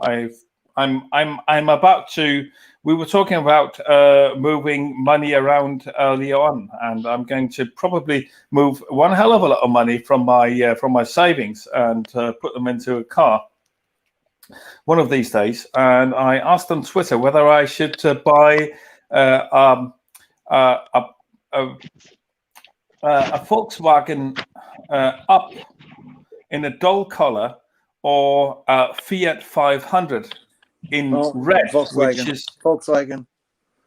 Yeah, well, Twitter thought actually the Fiat 500 was better because Volkswagen apparently isn't that good anymore. And I looked into it further and found out that the Fiat actually had better fuel economy, much to my surprise, but it did. As long as you don't go electric. I would actually have preferred that, but the car dealer that I was looking at is only trading in Teslas, and I cannot afford that. And No, actually, I'd rather not put money into Elon Musk's pockets. By the way. electric lithium mining is devastating to the environment, and the demand for it is getting so much that it's just fucking the environment up worse than oil. Yeah, well, oil is as well, isn't it? If you're stuck between a rock and a hard place, you're going to go to the place that isn't in demand, aren't you? Which is the oil isn't in demand at the moment, but lithium is. That's an argument. That's an argument. They are both petrol cars, so I'd side with you on that one, I guess, for now. But I much to my surprise, it actually turns out that there were better arguments for the Fiat in the end. Better fuel economy, and it's slightly cheaper. How old a car are you buying? In my 40 years of working on European cars, Fiat is the only car I will not work on. Okay. How old a car are you buying? Well, you see, talking about age, the Volkswagen comes up on top. That's from 2014, while the Fiat is from 2012. Yeah, I'm back, guys. If you want to share that thing, Hops, yeah. Yeah. Hey, Jeff, is there somebody out there waiting to come in? I can dump for a while. Not that I can know of. Okay. Let's see that one there, and just let's see, just put on the sound as well. So I'll just full screen it. Mm-hmm. How does it look with you? Oh, there you go. Okay. Someone say stop, or well, not necessarily stop. Say when you see me. Okay. Here's the problem. I've seen this video and I can't friggin' remember. I can. I can't hear anything. Of course you can't, Dave. Of course you can't. There's no audio. There's no audio, Hops. Oh, I forgot audio to share is the fucking audio. bagpipes. I mean, they're lovely. It's wonderful. I forgot to share the audio. Just a sec. That's me being a doofus. And just a sec. There you go. Just making that noises. share audio box is so small. Yes. It is way too small. There you go. Share audio. Did you have your beard at the time? I did. Okay. I shouldn't be difficult to recognize.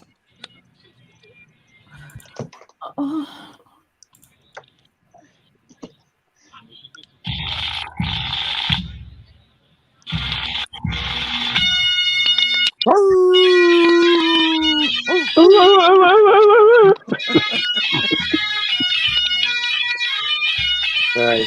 I love the pipes. Oh, there you are. There we are. Yeah, that's not that difficult to recognise, am I? You so look like a Scot. You really do.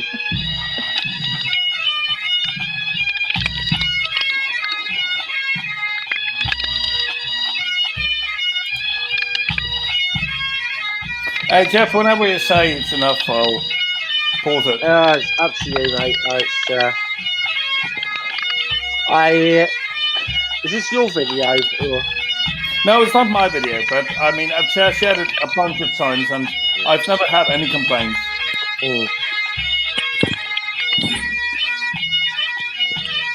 But I'll give popular. Along socks popular in the Netherlands.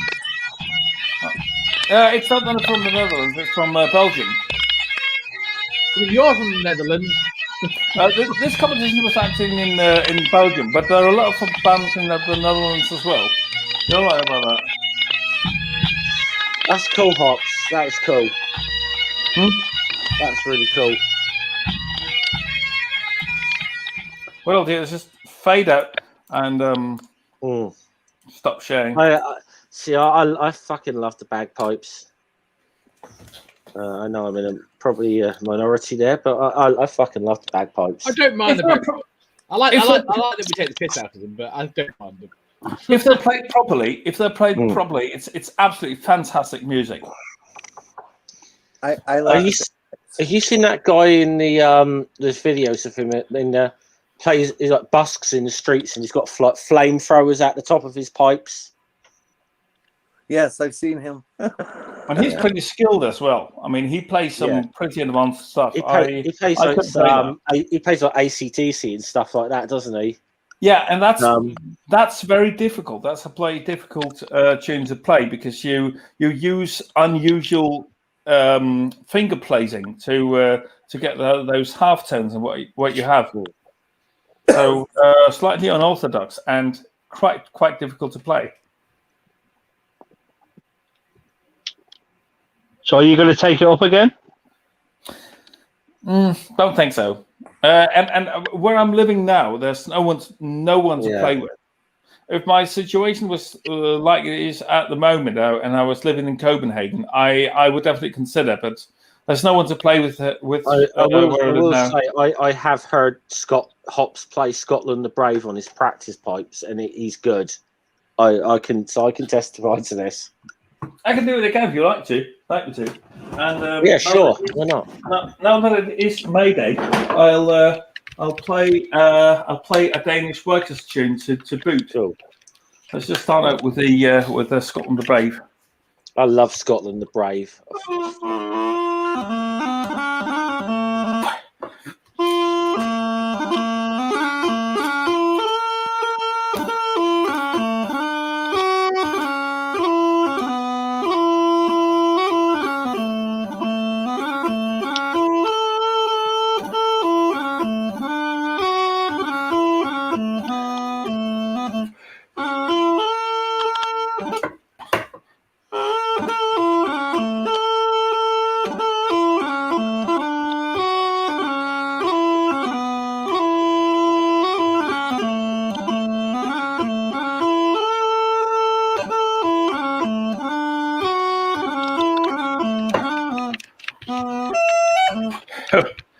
Right. Here comes the Danish workers tune.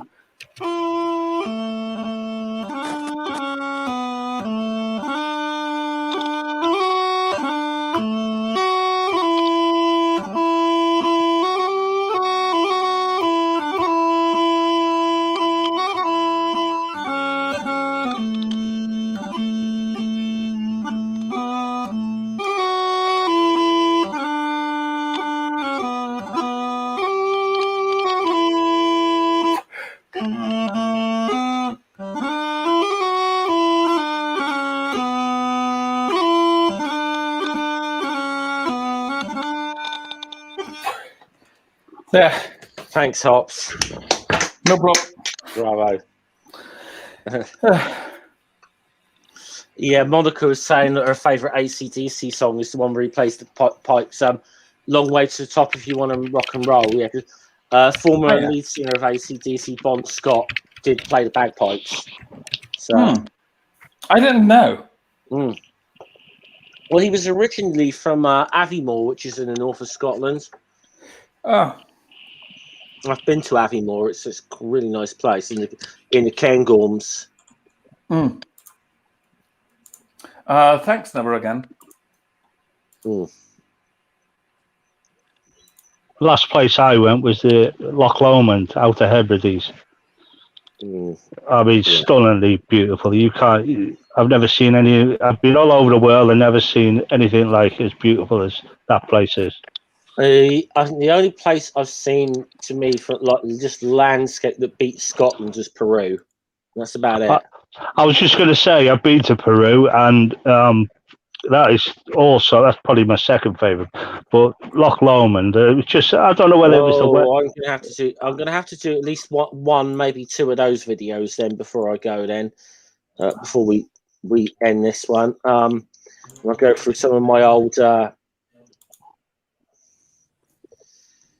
Yeah, I did do some vlogs from 2018 from Peru.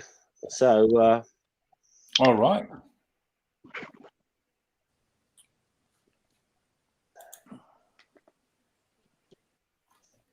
Let's have a little look. Yeah, I did it like a date. Okay, let's have a little look. Is that where you got your leather Brokeback Mountain Stetson from? No, I had that. I had that.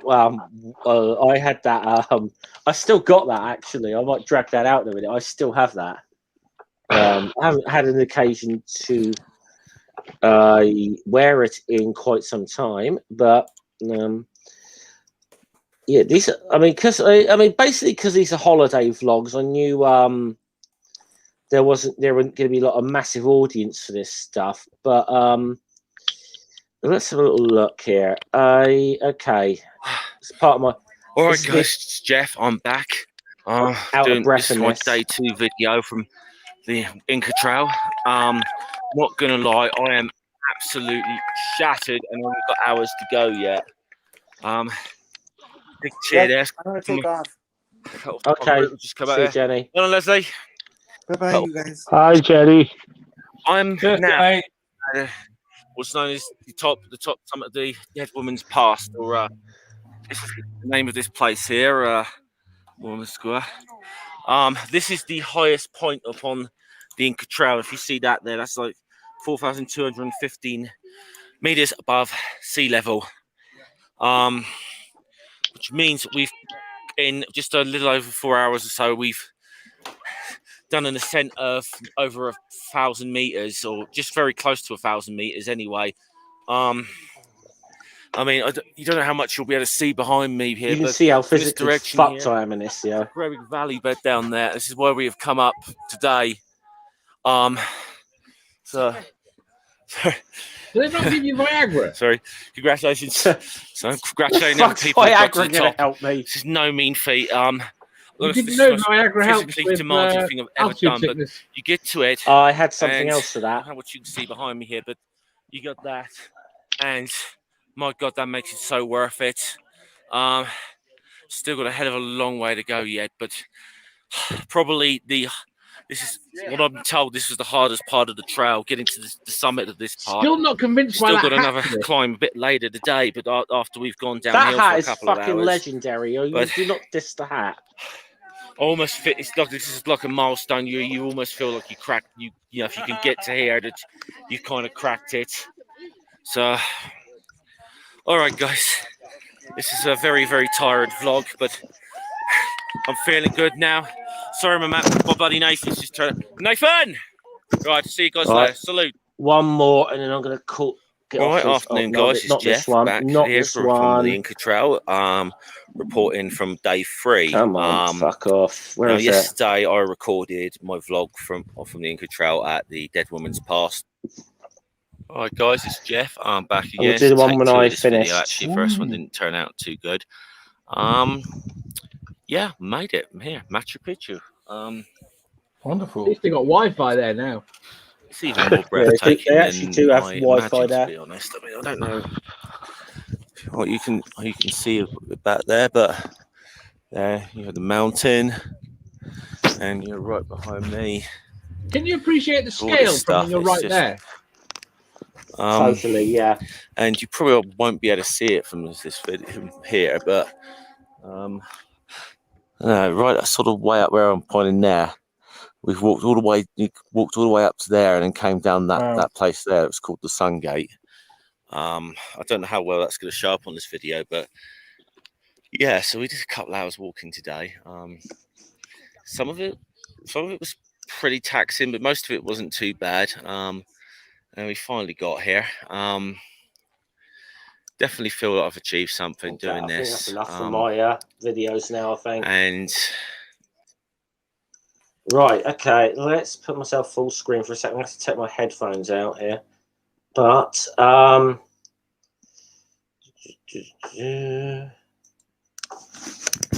nice one. There we go, guys. The hat was there. See, now you look like what's his face? Gravity. What do you mean by what's his face? Gravity. Gravity. You fucking moron. Yeah. Gravity.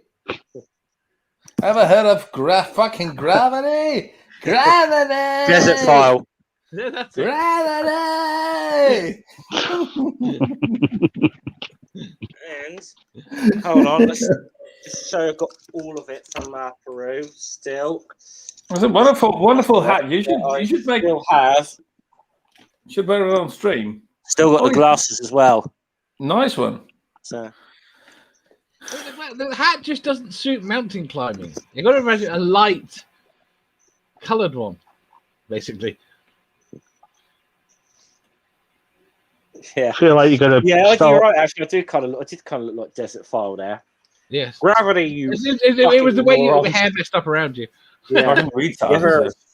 Oh yeah, Well, I don't like to say that word, but I know what he says. Yeah, Oh, right. Yeah. And, yeah. and I you shouldn't don't because it's- particularly like to say that word, but Also, there's a different word which you I guess you shouldn't say. However, let me say it this way. Do you know what the standard word for an idiot is in French? Or one of them. Refresh my memory on that one. Crétin. Cretin. Yeah. So, is it ableist to use that word in English? I have no idea. No, it's relative. 2 seconds. I will check with my expert. Yeah. Because there is such a thing as cretinism, and that's when you've got some kind of disturbance with your thyroid gland, which will mean that you don't grow very high, and you also will have mental and learning issues. However, as far as I remember, or as far as I've been able to figure out. The French word crétin simply means idiot, and that went into the English language before it was actually applied to a type of ability. It was interchangeable at one point with the R word, so it's not generally considered that bad now, because a lot of people don't have that association. But Okay, because I have to admit, I think it's extremely effective as a derogatory, but I'd be careful with using it because I don't want to be ableist. But there are so many people that I would really want to use it against, and I know that a couple of YouTubers do, and I don't want to train them for them, but I'm not sure if I want to use it myself. I've used cretin. I've not. I mean, the problem is you've got. I mean, idiot as well was used. Was used even idiot got idiot. All these sort of slurs do have a context if you go back to the sort of root meaning of them that are moron. Could be deemed as offensive, but it's. I don't know. I mean, it is one of those things, isn't it? Where like, I point out this will be a cretinism conversation. is not tend to be used much in that. easier to have off stream, where I'm willing to say the words as part of the discussion. Yeah. Well, the etymology of any word is any slur is I mean, back in the 90s, me in my position now would be classed as a spaz. Yeah. Right. Yeah. Well, I thought that was. I mean, again, the fact was, we grew up with the Spastic Society. Exactly. Yeah. The key fundraiser for that. I thought that was a very weird switch when that switched over. I understood why it went that way, but obviously, I don't know. Well, some slur. I mean, fuck is international. But some slurs are just inappropriate now. They've become inappropriate for reasons that people are offended by them. I think that it would be necessary to differentiate between a cuss word like fuck and a slur like. And when I say this, everyone be aware I do have autism, and it's a word I have used for myself before. Retard. We've gone there. We've gone there. I'm aware. I'm just giving Ultimate- context for my Yeah, but willingness no, to use the term. Yeah. And like the difference being that fuck is not a targeted word to degrade someone, whereas retard is. Retard is actually an engineering phrase. I mean, it's a technical engineering. You're right, and you get into trouble for using it. There's been big hoo-has about people using it because you talk about when you talk. I have no weird things the way it works in your head, because obviously I have absolutely no problem when working on something on saying that it's retarded, because that's the technical term for what it is. You're not talking Exactly. about a person. Oh yeah, I will use it as a technical term too, and I acknowledge its use as a technical term. But in general, when it's said, and it might be more of a local thing because thick slurs can be more localized too. When I was growing up here, it was always retarded was meant to be as an insult specifically. Yes. Well, it means backward. It means backward.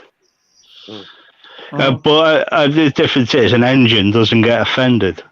Yeah, I mean, yes, I mean, I definitely, read a lot of old books, and they'll use that in that word nut or retardation in a totally different context to what we would use it nowadays, or what we associate that with nowadays. Yeah, meanings of words change over time. Yeah. Right. Well, in French, Yeah. it simply means to be late. I have gotten in more than one fight with people over the fact that I use the word queer to describe myself. I like queer. People I get have quite upset more- because it. People have more issue calling me a cripple, even though I call myself one. Right. Cripple. But would you call I someone? don't really call you a cripple. I call you a wanker sometimes. I don't say I a cripple. can call him a cripple though, because I am a cripple too. I guess. See, That's what I mean. I'm refer not. to- I call him a wanker. You know. I would refer to Dave as a cripple only in context where it's relevant to mention that he's a cripple, but I will use the word. Yeah. But lots of people won't. They see it as an offensive word. I tend to check in with the person because I know not everyone likes it, but if the person doesn't mind the word, there's no issue in using it in my view.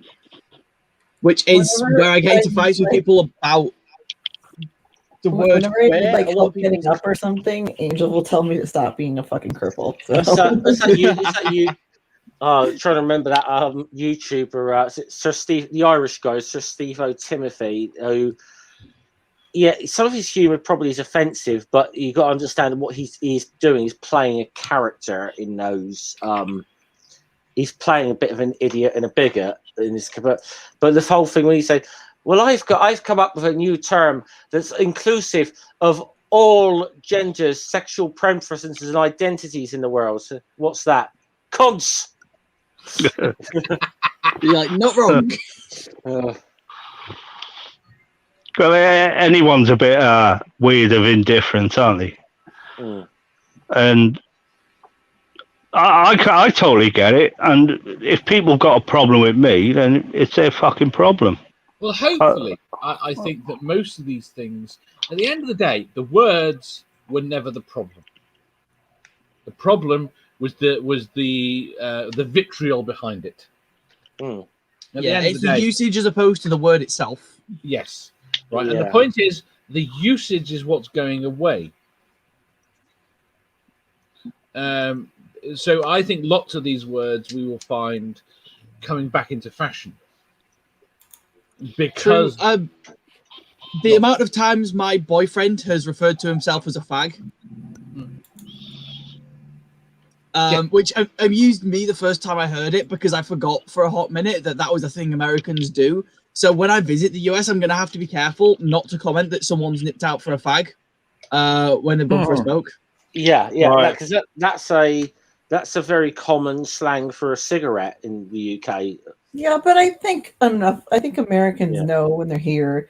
A British person say something like that, we know what you're talking about. I don't think it's really Amanda, now I've got to say that in fairness, it has been a long time since it has been almost 20 years since I last went to America, to be fair. But last time I went to America, most people thought I was an Aussie. So, Maybe it's a fucking hat, Jeff. to be fair, though, Amanda, to be fair though, last time I went, it was to Kentucky, so Yeah. I mean, I'm going to also have the, I guess, interesting experience when I visit the US of being in Texas as a visibly queer person. That might not be a good thing depending on where you go. Yeah. I mean, in fairness, I'm going to stay within like a half hour of Austin. Is my plan. They'll still shoot you. It won't be too bad. Austin is famously like the little liberal oasis in Texas, isn't it? So, yeah, and the only reason I'm not staying within Austin itself the whole time is to go see my boyfriend. I will say this, and I know that, and I'm going to say I know most Americans are not like this because I speak to you guys all the time on here. But back in 2002, when I went out to Kentucky, there was this young lad who'd just come out of the US Army at the time. And I was over there with a whole group of Brits and 2 Irish guys. And he went and asked the 2 Irish guys about the Catholic Protestant thing in Ireland and Northern Ireland. And That's not insensitive at all. I'm like, Jesus Christ, no. I was like to him, you mean like he means well, but that's probably not. It's always not a good place to go. Okay, but one of the Irish fellas we were with answered him perfectly. He said, "Oh, we got that all sorted now." He says, "We do a certain segregation type of thing." He said, "Now, if you go to Northern Ireland, the Catholics drive on the left-hand side of the road and the Protestants drive on the right." And he fucking believed what they were telling him. Excellent. Yeah. but this is why in sorry. In Britain, we get away with a lot of it because we have good context with our language. You know, you can stand at a pub and call a mate a cunt, and he would think nothing of it. Sorry, I think Amanda's trying to say something to you. Sorry, Amanda. My computer's about to die, Jeff. But just congratulations on your 4 years.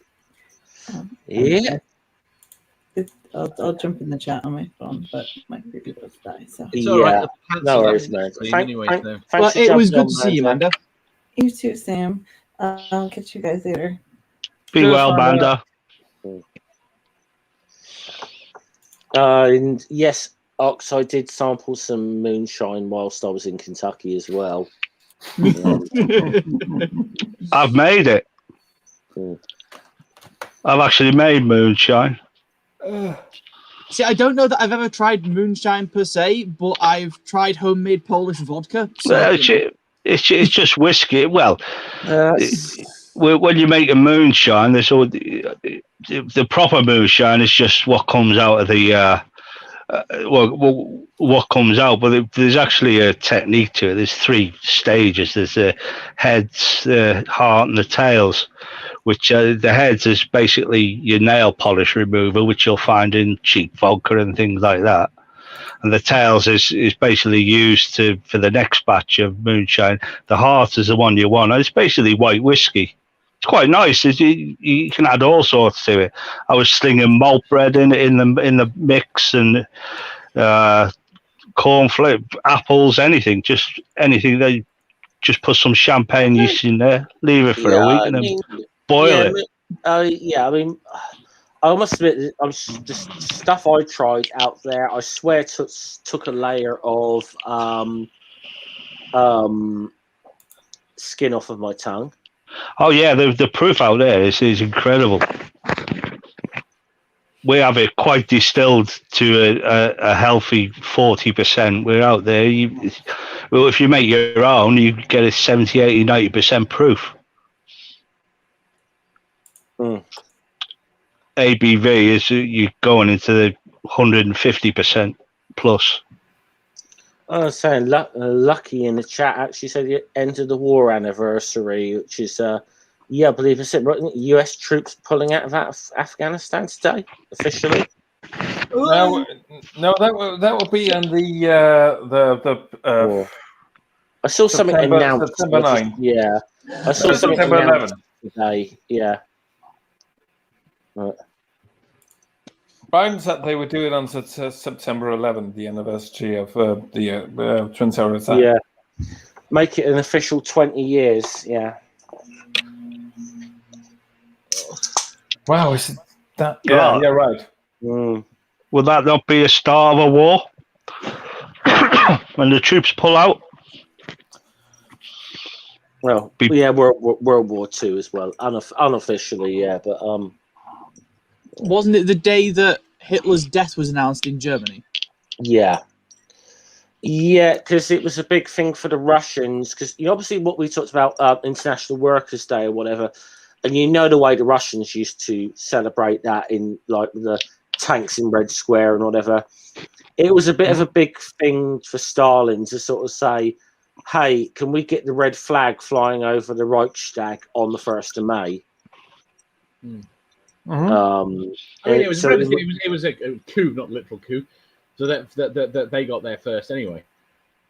I need a lot to make sure they did. At that point. But Stalin definitely wanted that as a propaganda piece. Like, hey, can we get the red flag flying on the Reichstag in Germany on May the 1st? That was a big propaganda coup for Stalin. It was, and he managed to pull it off, didn't he? Yeah. I always say Zhukov's the one who pulled it off, really. It's just, but yeah, it's like I said, no, they did fight for 10 days after Hitler's death. Because Karl Dönitz, who was one of the most famous as an admiral for the U-boats, officially became the new leader of Germany and tried to fight on for 10 days or so, and then before it was like, no, we just got to give up here.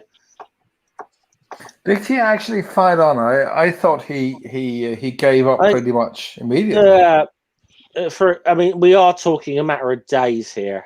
He tried to fight on for a little bit, and then it's just like this is pointless. Mm-hmm.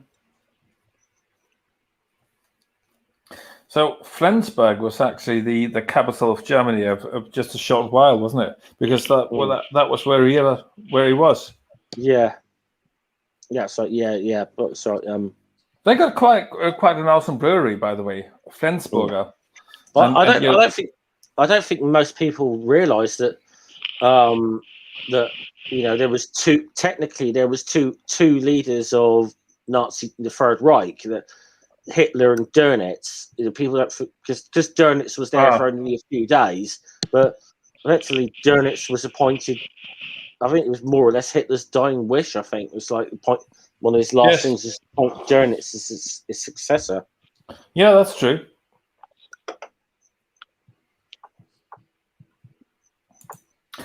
But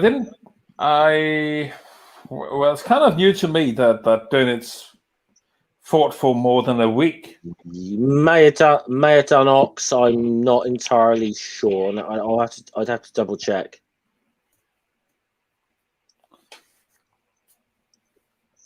I think Germany was pretty much defeated then. I think they pretty much did fight to the bitter end, or there's a difference between they have clearly lost and they have actually officially lost. Yeah, they I know it was still going strong in Africa, wasn't it? So basically, there's a difference between losing and surrendering. To be honest, they were fighting a lost cause for a long time before they surrendered. Oh yeah, they definitely did. But the Danish island of Bornholm was actually occupied for a long time after the war, about a year or something, because the Germans the Germans who had occupied the island of Bornholm did not want to surrender to the Russians. they wanted to surrender to the British or to the Americans because they knew how the Russians treated their prisoners of war. Yeah. So the war actually, to some extent, continued in that bit of Denmark. I think for about a year or so.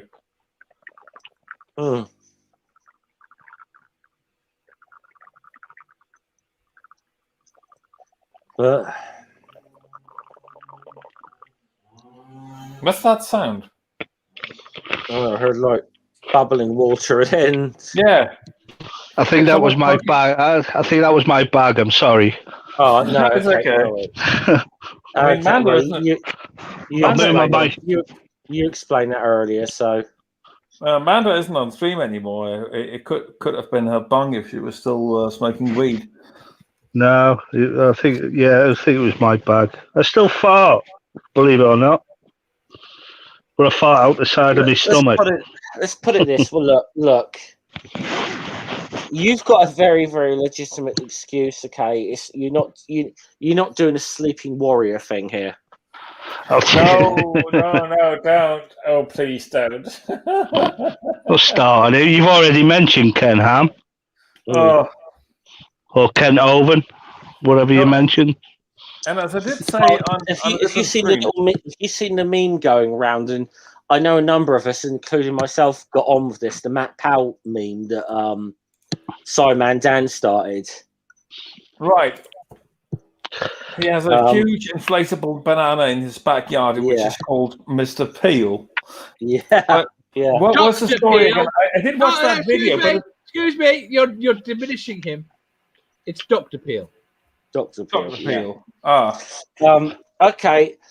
Simon Dan did this takedown video of Matt Powell, and it was a part of it where Matt Powell used that.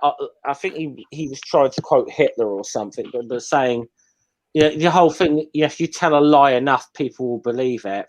So Simon Dan says, "Okay, let's try this out," and he says, "Matt Powell has a giant inflatable banana in his backyard, which he calls Dr. Peel." And then he came back to that 2 or 3 times in that video. And then all of a sudden, I saw like Irish Demon, Johnny O from the Plot Hole, and like a couple others were doing these videos saying, Matt Powell has a giant inflatable banana in his backyard, which he calls Dr. Peel. So I thought, fuck it, it's going to take me 10 seconds to film that on my phone and film it. And I was like, fuck it, let's do it. Hey, I want to make that the extra bit on the video I'm recording. I'm editing right now. Yeah. I'm editing a video about about Larry Kudlow, who was on Fox Business and was talking about, in as a derogatory term, about a plant-based beer. Plant-based beer. Ever heard anything so absolutely normal and I mean regular? The horror plant-based beer. Isn't the hop a plant? Hop is very much a plant, yeah. So is malt, or malt is derived from plants as well. Well, there's a yeast. That's a fungus. So that's kind of in between animals and plants, but still vegans can eat it. So it's, I mean. Okay, let's just show this very quickly then. 10 seconds. Matt Powell has a giant inflatable banana in his backyard, which he names Dr. Peel. That's literally it. It's like the whole. I'm so tempted to do one now. Yeah, it's a bit like, think back a couple of years ago, the whole. I don't know if Pastor Tommy McMurtry is sexually attracted to pumpkins. I'm just saying we don't really know. Yeah, it's the same thing. It's kind of come like that. Yeah, but I want to do something slightly different.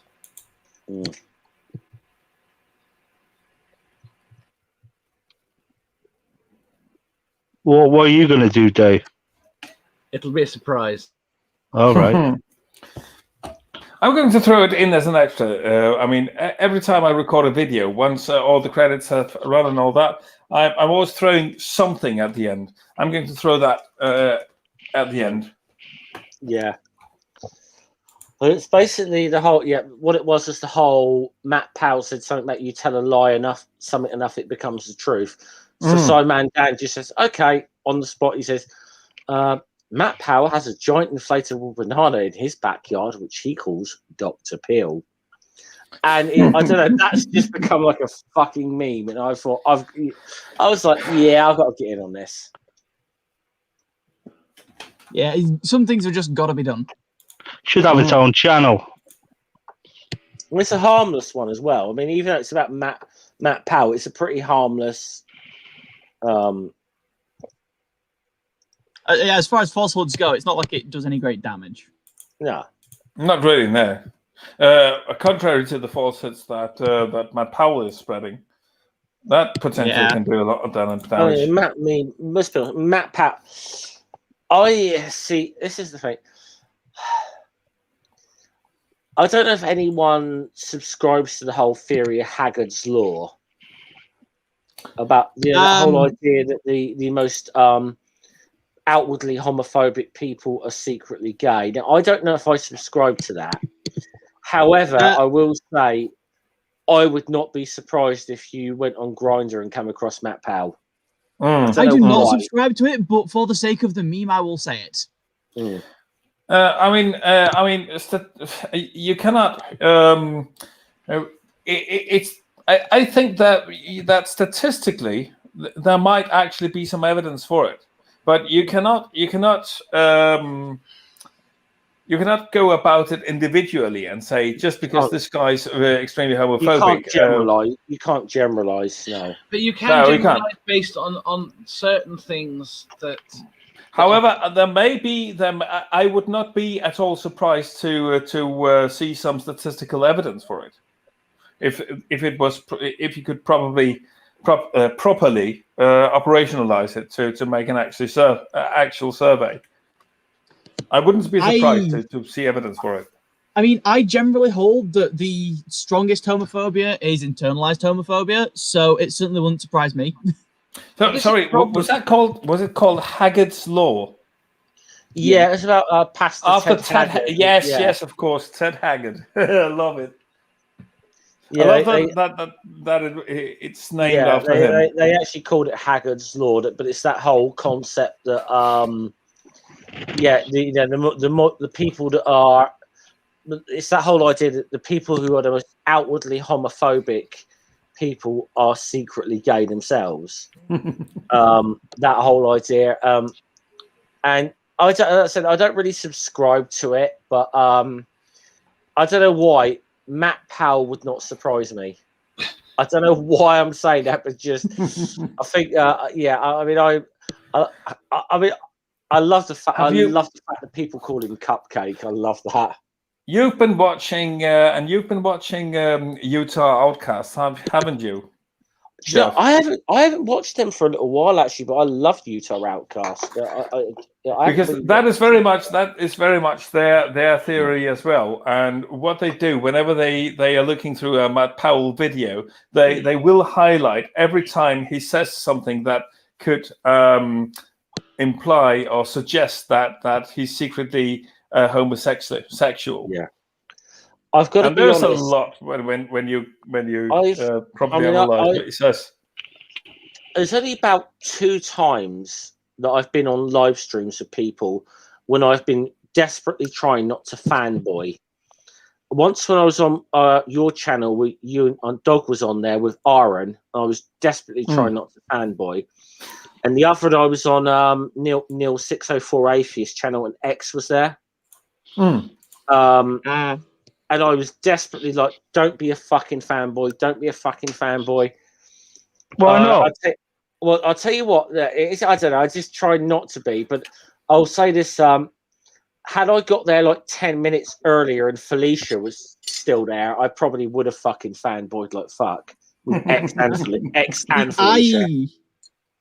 I had my despite having like been on streams with like Aaron Ra and Matt Dillahunty and stuff, I had my first very much trying not to fangirl moment the other day because just Shannon Q just randomly showed up to one of my video premieres. Oh, Shannon's awesome. And it was just like, okay, who snitched? Yeah. What was his name? When I was, he's never been on a stream. I've never talked to Shannon, or I mean, because it's like I said to someone the other day. I'd like to talk to Shannon, but so what you asked is, it's more the whole thing of, well, I'm not just going to ask someone on my channel just for a chat. I'm just like, if I wanted to ask her, it'd be it needed to be for a particular reason. Yeah, for psychology or something. Yeah, something where perhaps I need a bit of help. I mean, there is a. Oh, Dave. By the way, do you know who Ed's recently had on his channel? No, I saw you tweet about it. I looked him up. I had no idea who it was. You got no idea about this guy, Daryl Davis? No, absolutely no clue whatsoever. Neither do I. I have no idea who this is. Okay, this is an interesting story because I'm hoping. Daryl Davis has been on like Joe Rogan's podcast and that, and he's a bit of a celebrity. Ed More got a him on his celebrity channel. than the guy you had last. Way more. Daryl Davis is a black jazz musician, and he has a collection of over 200 Ku Klux Klan robes. Those are all from Klansmen that he has met over the years that gave it to him because they left the Klan after getting to know him and talk to him. Oh shit! Yeah, I thought I recognized the name. Then I Yeah. was like, oh yeah, that guy. Yes. Yeah. I know him as well now.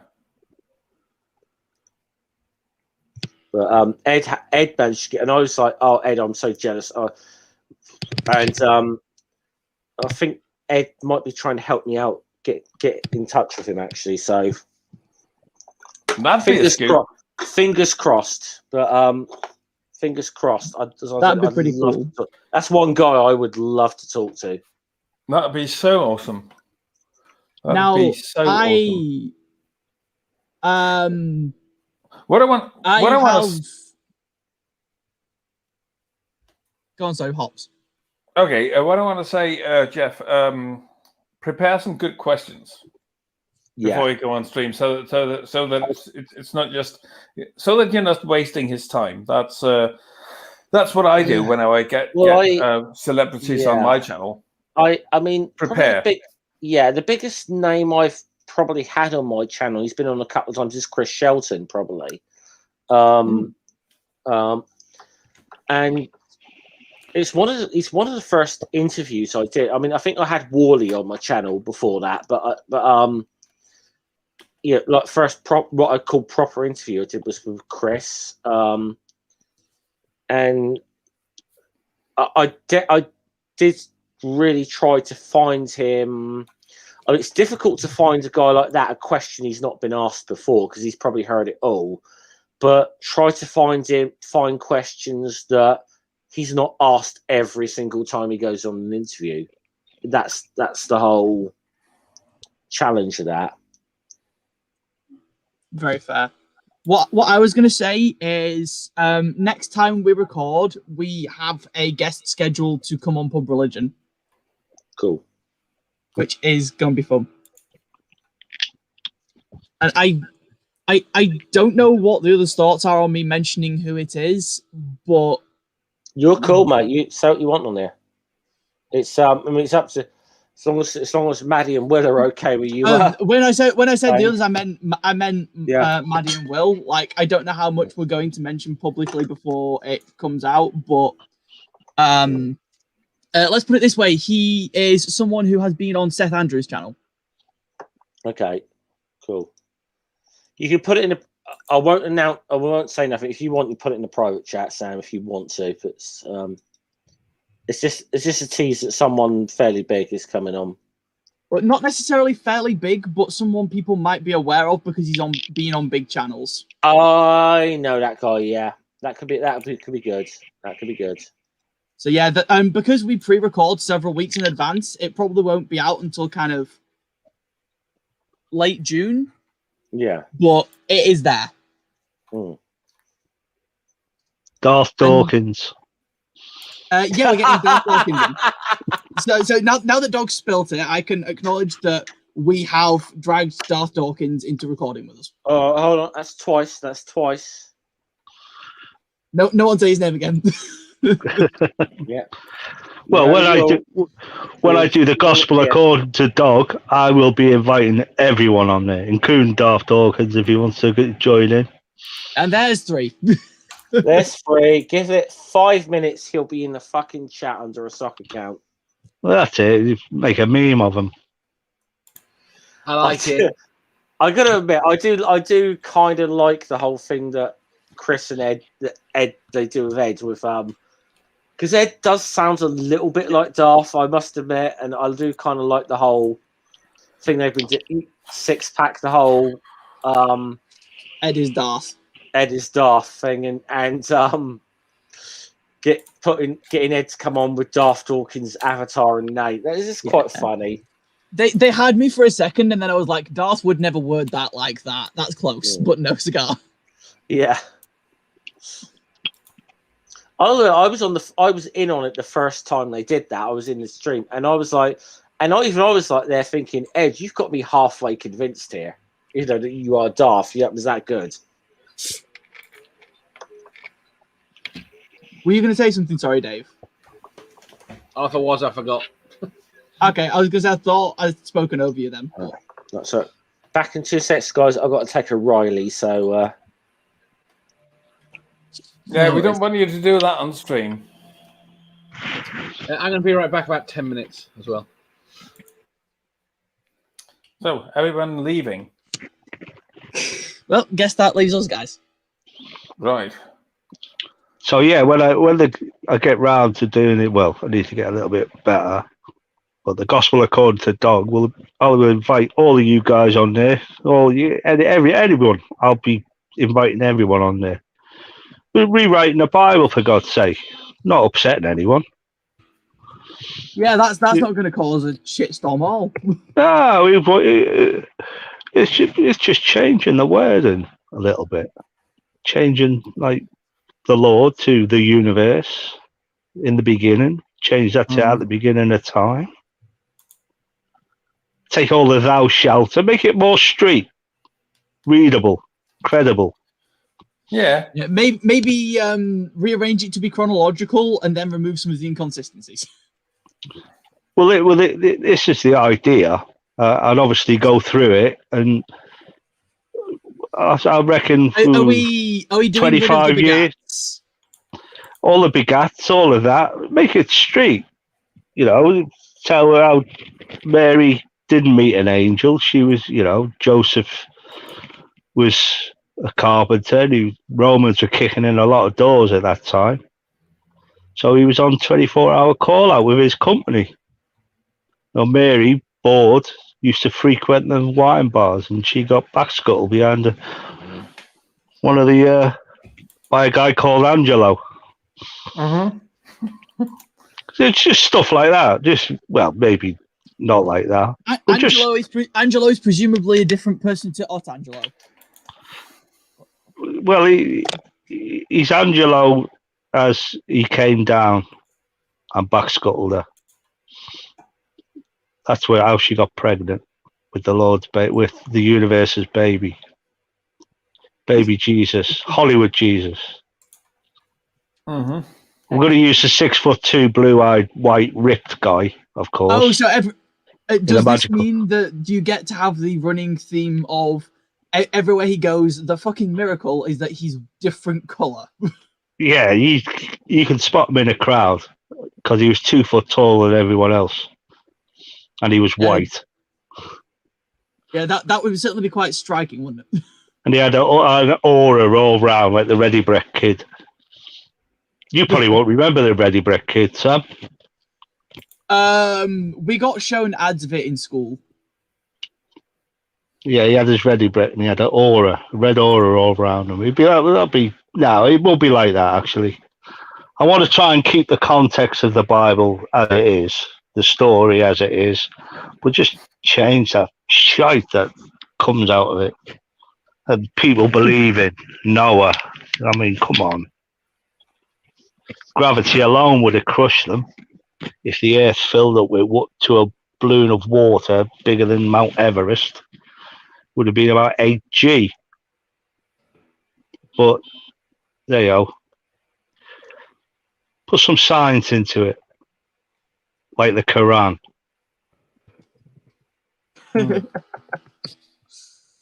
Well, a fetus is gum that comes out of your shoulder blades, between your shoulder blades, let's say. Yeah, that's one place where, like, I have not done enough reading into Islam yet to comment. I probably will eventually, but you know. Well, the Quran's quite a good read. It's pretty much the Bible. It's less violent than the Bible, to be fair, but the same. It's got the same punishments and whatnot. I actually saw a guy who was trying to defend the science of the Quran. I think it was a Aaron Ra show I was watching, and he was trying to defend the science in it. He's saying it's scientifically accurate. Obviously, he failed dismally, but that's religion for you. I want to stomp it out properly. Well, I'd like to have my. If we're talking about organized, I was going to say, if we're talking about organized religion, as it exists now, I can agree with that. Well, mainly aim organized religion at America, don't you? Because here I go to church here, but that's just a social thing. I was going to ask. I was listening in, Dog. But see, I didn't see that particular stream with Aaron when he had that guy on. But did any of you see that stream Aaron did with those 3 Muslim guys the other day? I was disappointed in Aaron, to be honest. I just, certain things I'm just like, Aaron, I love you, but stay the fuck in your lane at times. Is kind of I kind of got out of that. Well, I didn't watch it, but what happened? The thing with them, these are the 3 guys. I think that these are the guys that was it Empathetic Atheist recently converted to Islam, didn't he? These are the 3 guys. The sold him on Adventure podcasts. Yeah. Now they're very very. I mean, like Sam, let's put it this way: you'd be able to handle yourself in there. I have debated messaging them like, "Hi." Yeah, Aaron is very weak on philosophical arguments, and certain times I just feel he just need. If there's 2 areas, I think Aaron really is weak in at times. It is philosophical stuff and history. At times he gets stuff wrong, and I kind of it just like kind of is frustrating to me because the guy, anything like science related or so on, Aaron is so damn good. Like, but at certain times I just see him do certain topics where I'm like, dude, stay in your lane. Because it's. To be fair on Aaron, he does say that he's only learning the Quran. He's not clued up on it at all. Yeah, but I mean, this wasn't even like really a talk about the Quran. It was just like philosophical arguments in general. This is an area Aaron's. Yeah, and the guys it's not his. I mean, Aaron will admit it's probably not his field. He's not a big philosophy guy. But at the same time, if you're not a big philosophy guy, maybe not engage with theists who are up on their philosophical arguments. Yeah, see, the guys at the Thought Adventure podcast, because I went and watched some of their stuff recently to kind of understand what the shit was about with Khalil. And it's kind of, okay, so they're good at arguing their points, and they have a better understanding of philosophy than a lot of people, but there's still a bunch of places I can pick them up on shit. Yeah. Yeah, and I know Aaron's been pulled up a number of times on historical stuff that he's gotten wrong, and I don't know why it is he doesn't seem to take correction on that. I don't know if that's because of the way people have engaged him or whatever. I don't know, but I feel like Aaron has pretty much built a reputation on being right, and it is.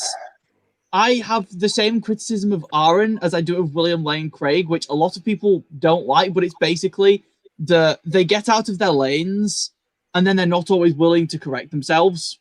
Like popularity's gone to their heads, sort of thing. Well, I don't even necessarily think popularity. I've spoken to Aaron. I've spoken to Aaron in like a small group setting, and he's fairly level-headed. I just think once he's in the public sphere, he gets into this mindset of I have to be a public figure, and therefore I have to defend myself and argue my position. And it gets very black and white because you have so many people watching you and willing to attack you. Yeah, and I think Aaron, I think if I'm going to make a criticism, sometimes I think when he's dealing with theists, he instantly kind of goes in thinking that a theist is engaging dishonestly. And to be fair, given the background with some of the people he's dealt with, I can understand why he gets into that mindset. Because you deal with a fucking Matt Powell or a Kent Hovins or whatever. These people are Ken Ham, whoever. These people are dishonest as fuck. But now I can I take the time to point out that Maddie recently debated Kent Hovind. Yeah. And handed his ass to him, as well as having done that with Nathan Thompson relatively recently.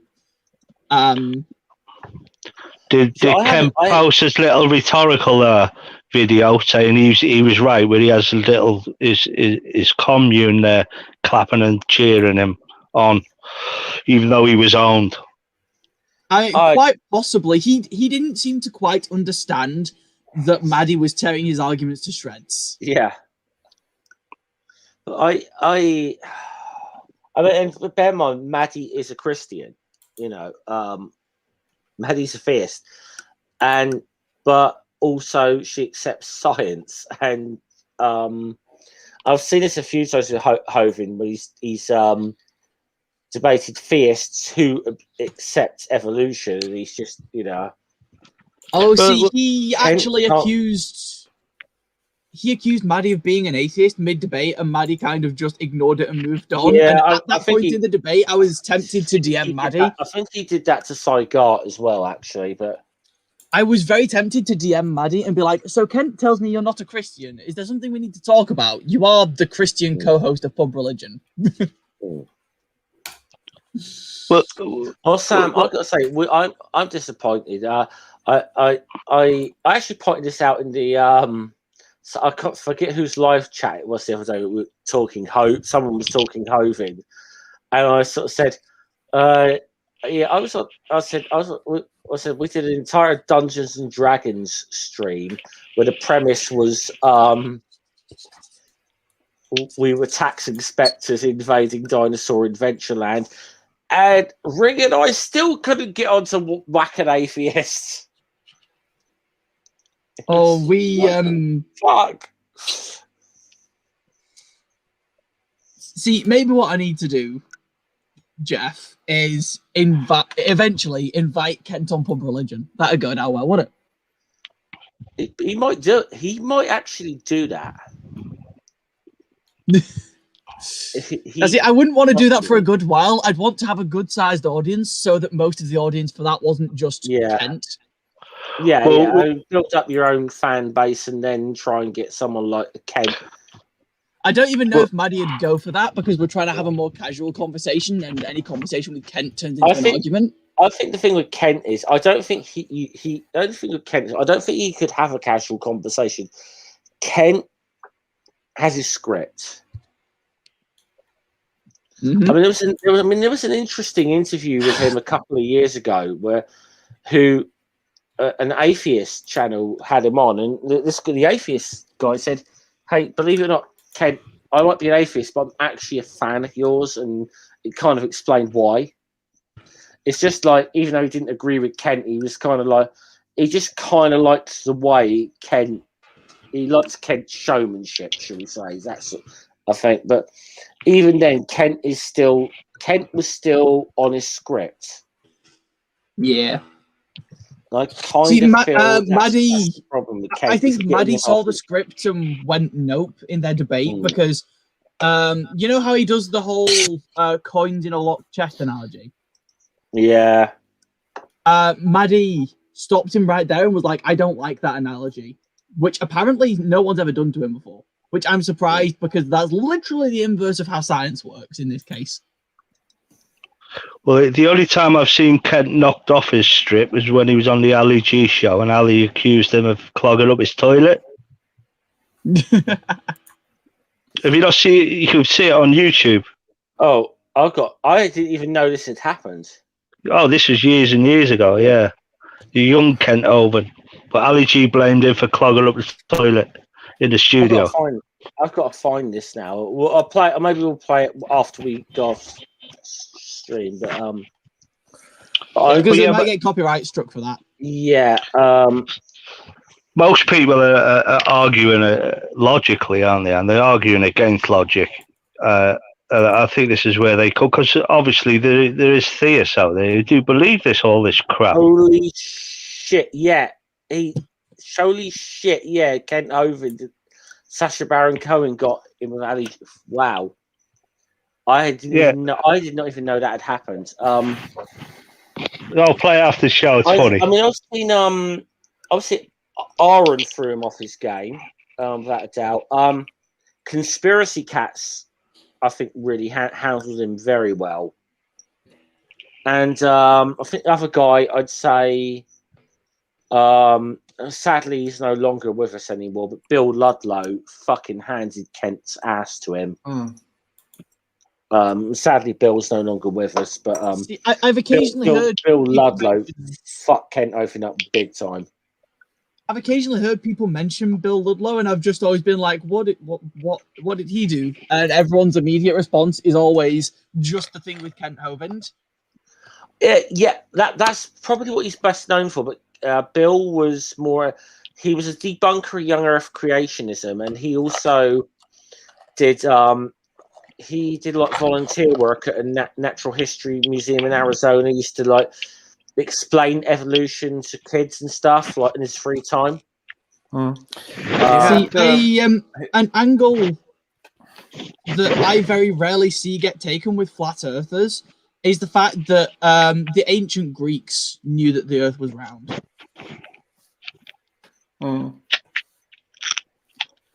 Yeah, and it's just like a lot of their arguments involve some sort of conspiracy theory to mass cover it up. No, the 1500s.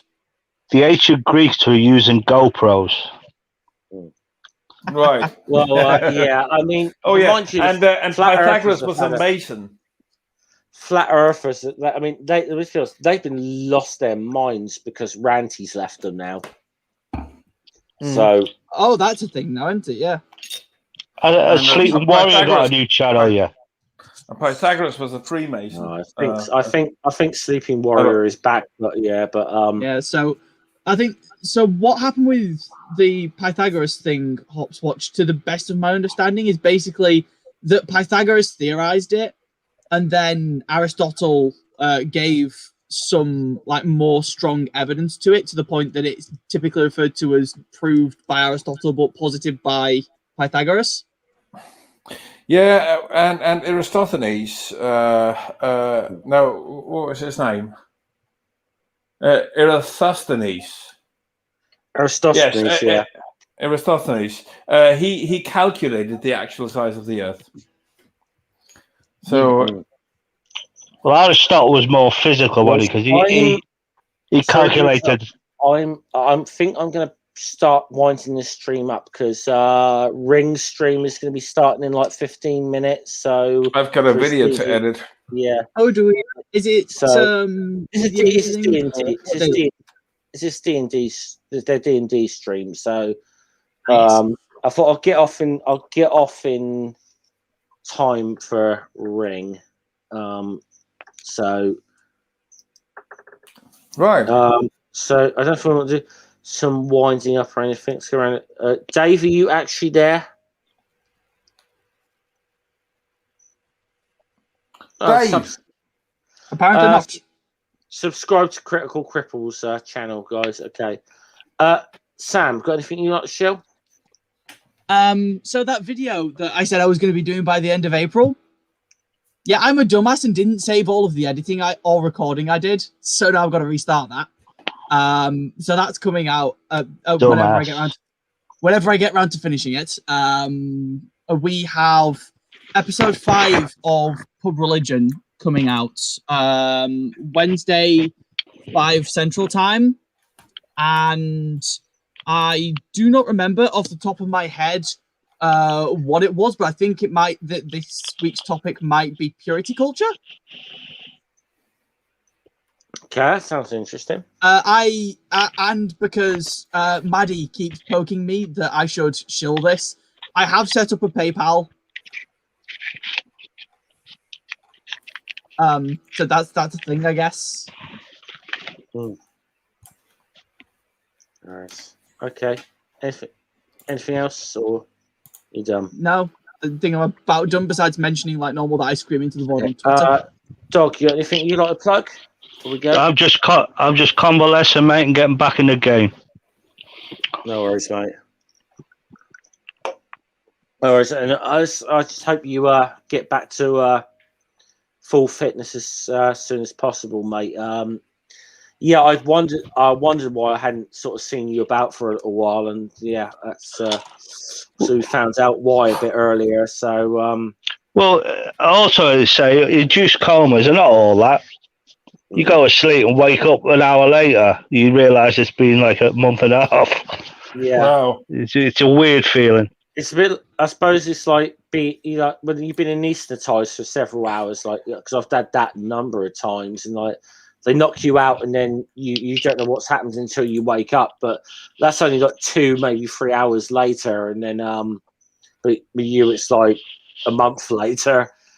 Wow. Well, yeah, apparently I had my eye on my cheek for a week. Wow. Because it was it got a staph infection in the hospital and just started expanding so much that it would have burst. So they took it out and just left it on my cheek. Nice. While they pumped me full. Apparently, I don't know anything about it. Best you weren't awake for that, really. Yeah. Yeah, but it's all fun. I'm still kicking, and I'm still going to be a pain in the arse in people's streams. Glad. I'd say inappropriate things as I usually say inappropriate things. So I'm going to keep doing that. Glad to have you back, mate. Anyway, it's really good to have you back, mate. Hops, you got anything you want to shill before we call it a day?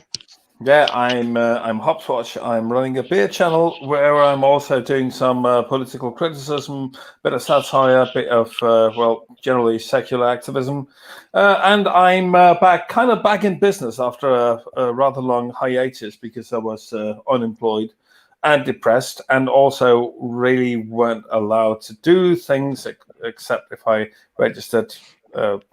If I did it, and I didn't really bother doing that. But I'm back, and subscribe to my channel.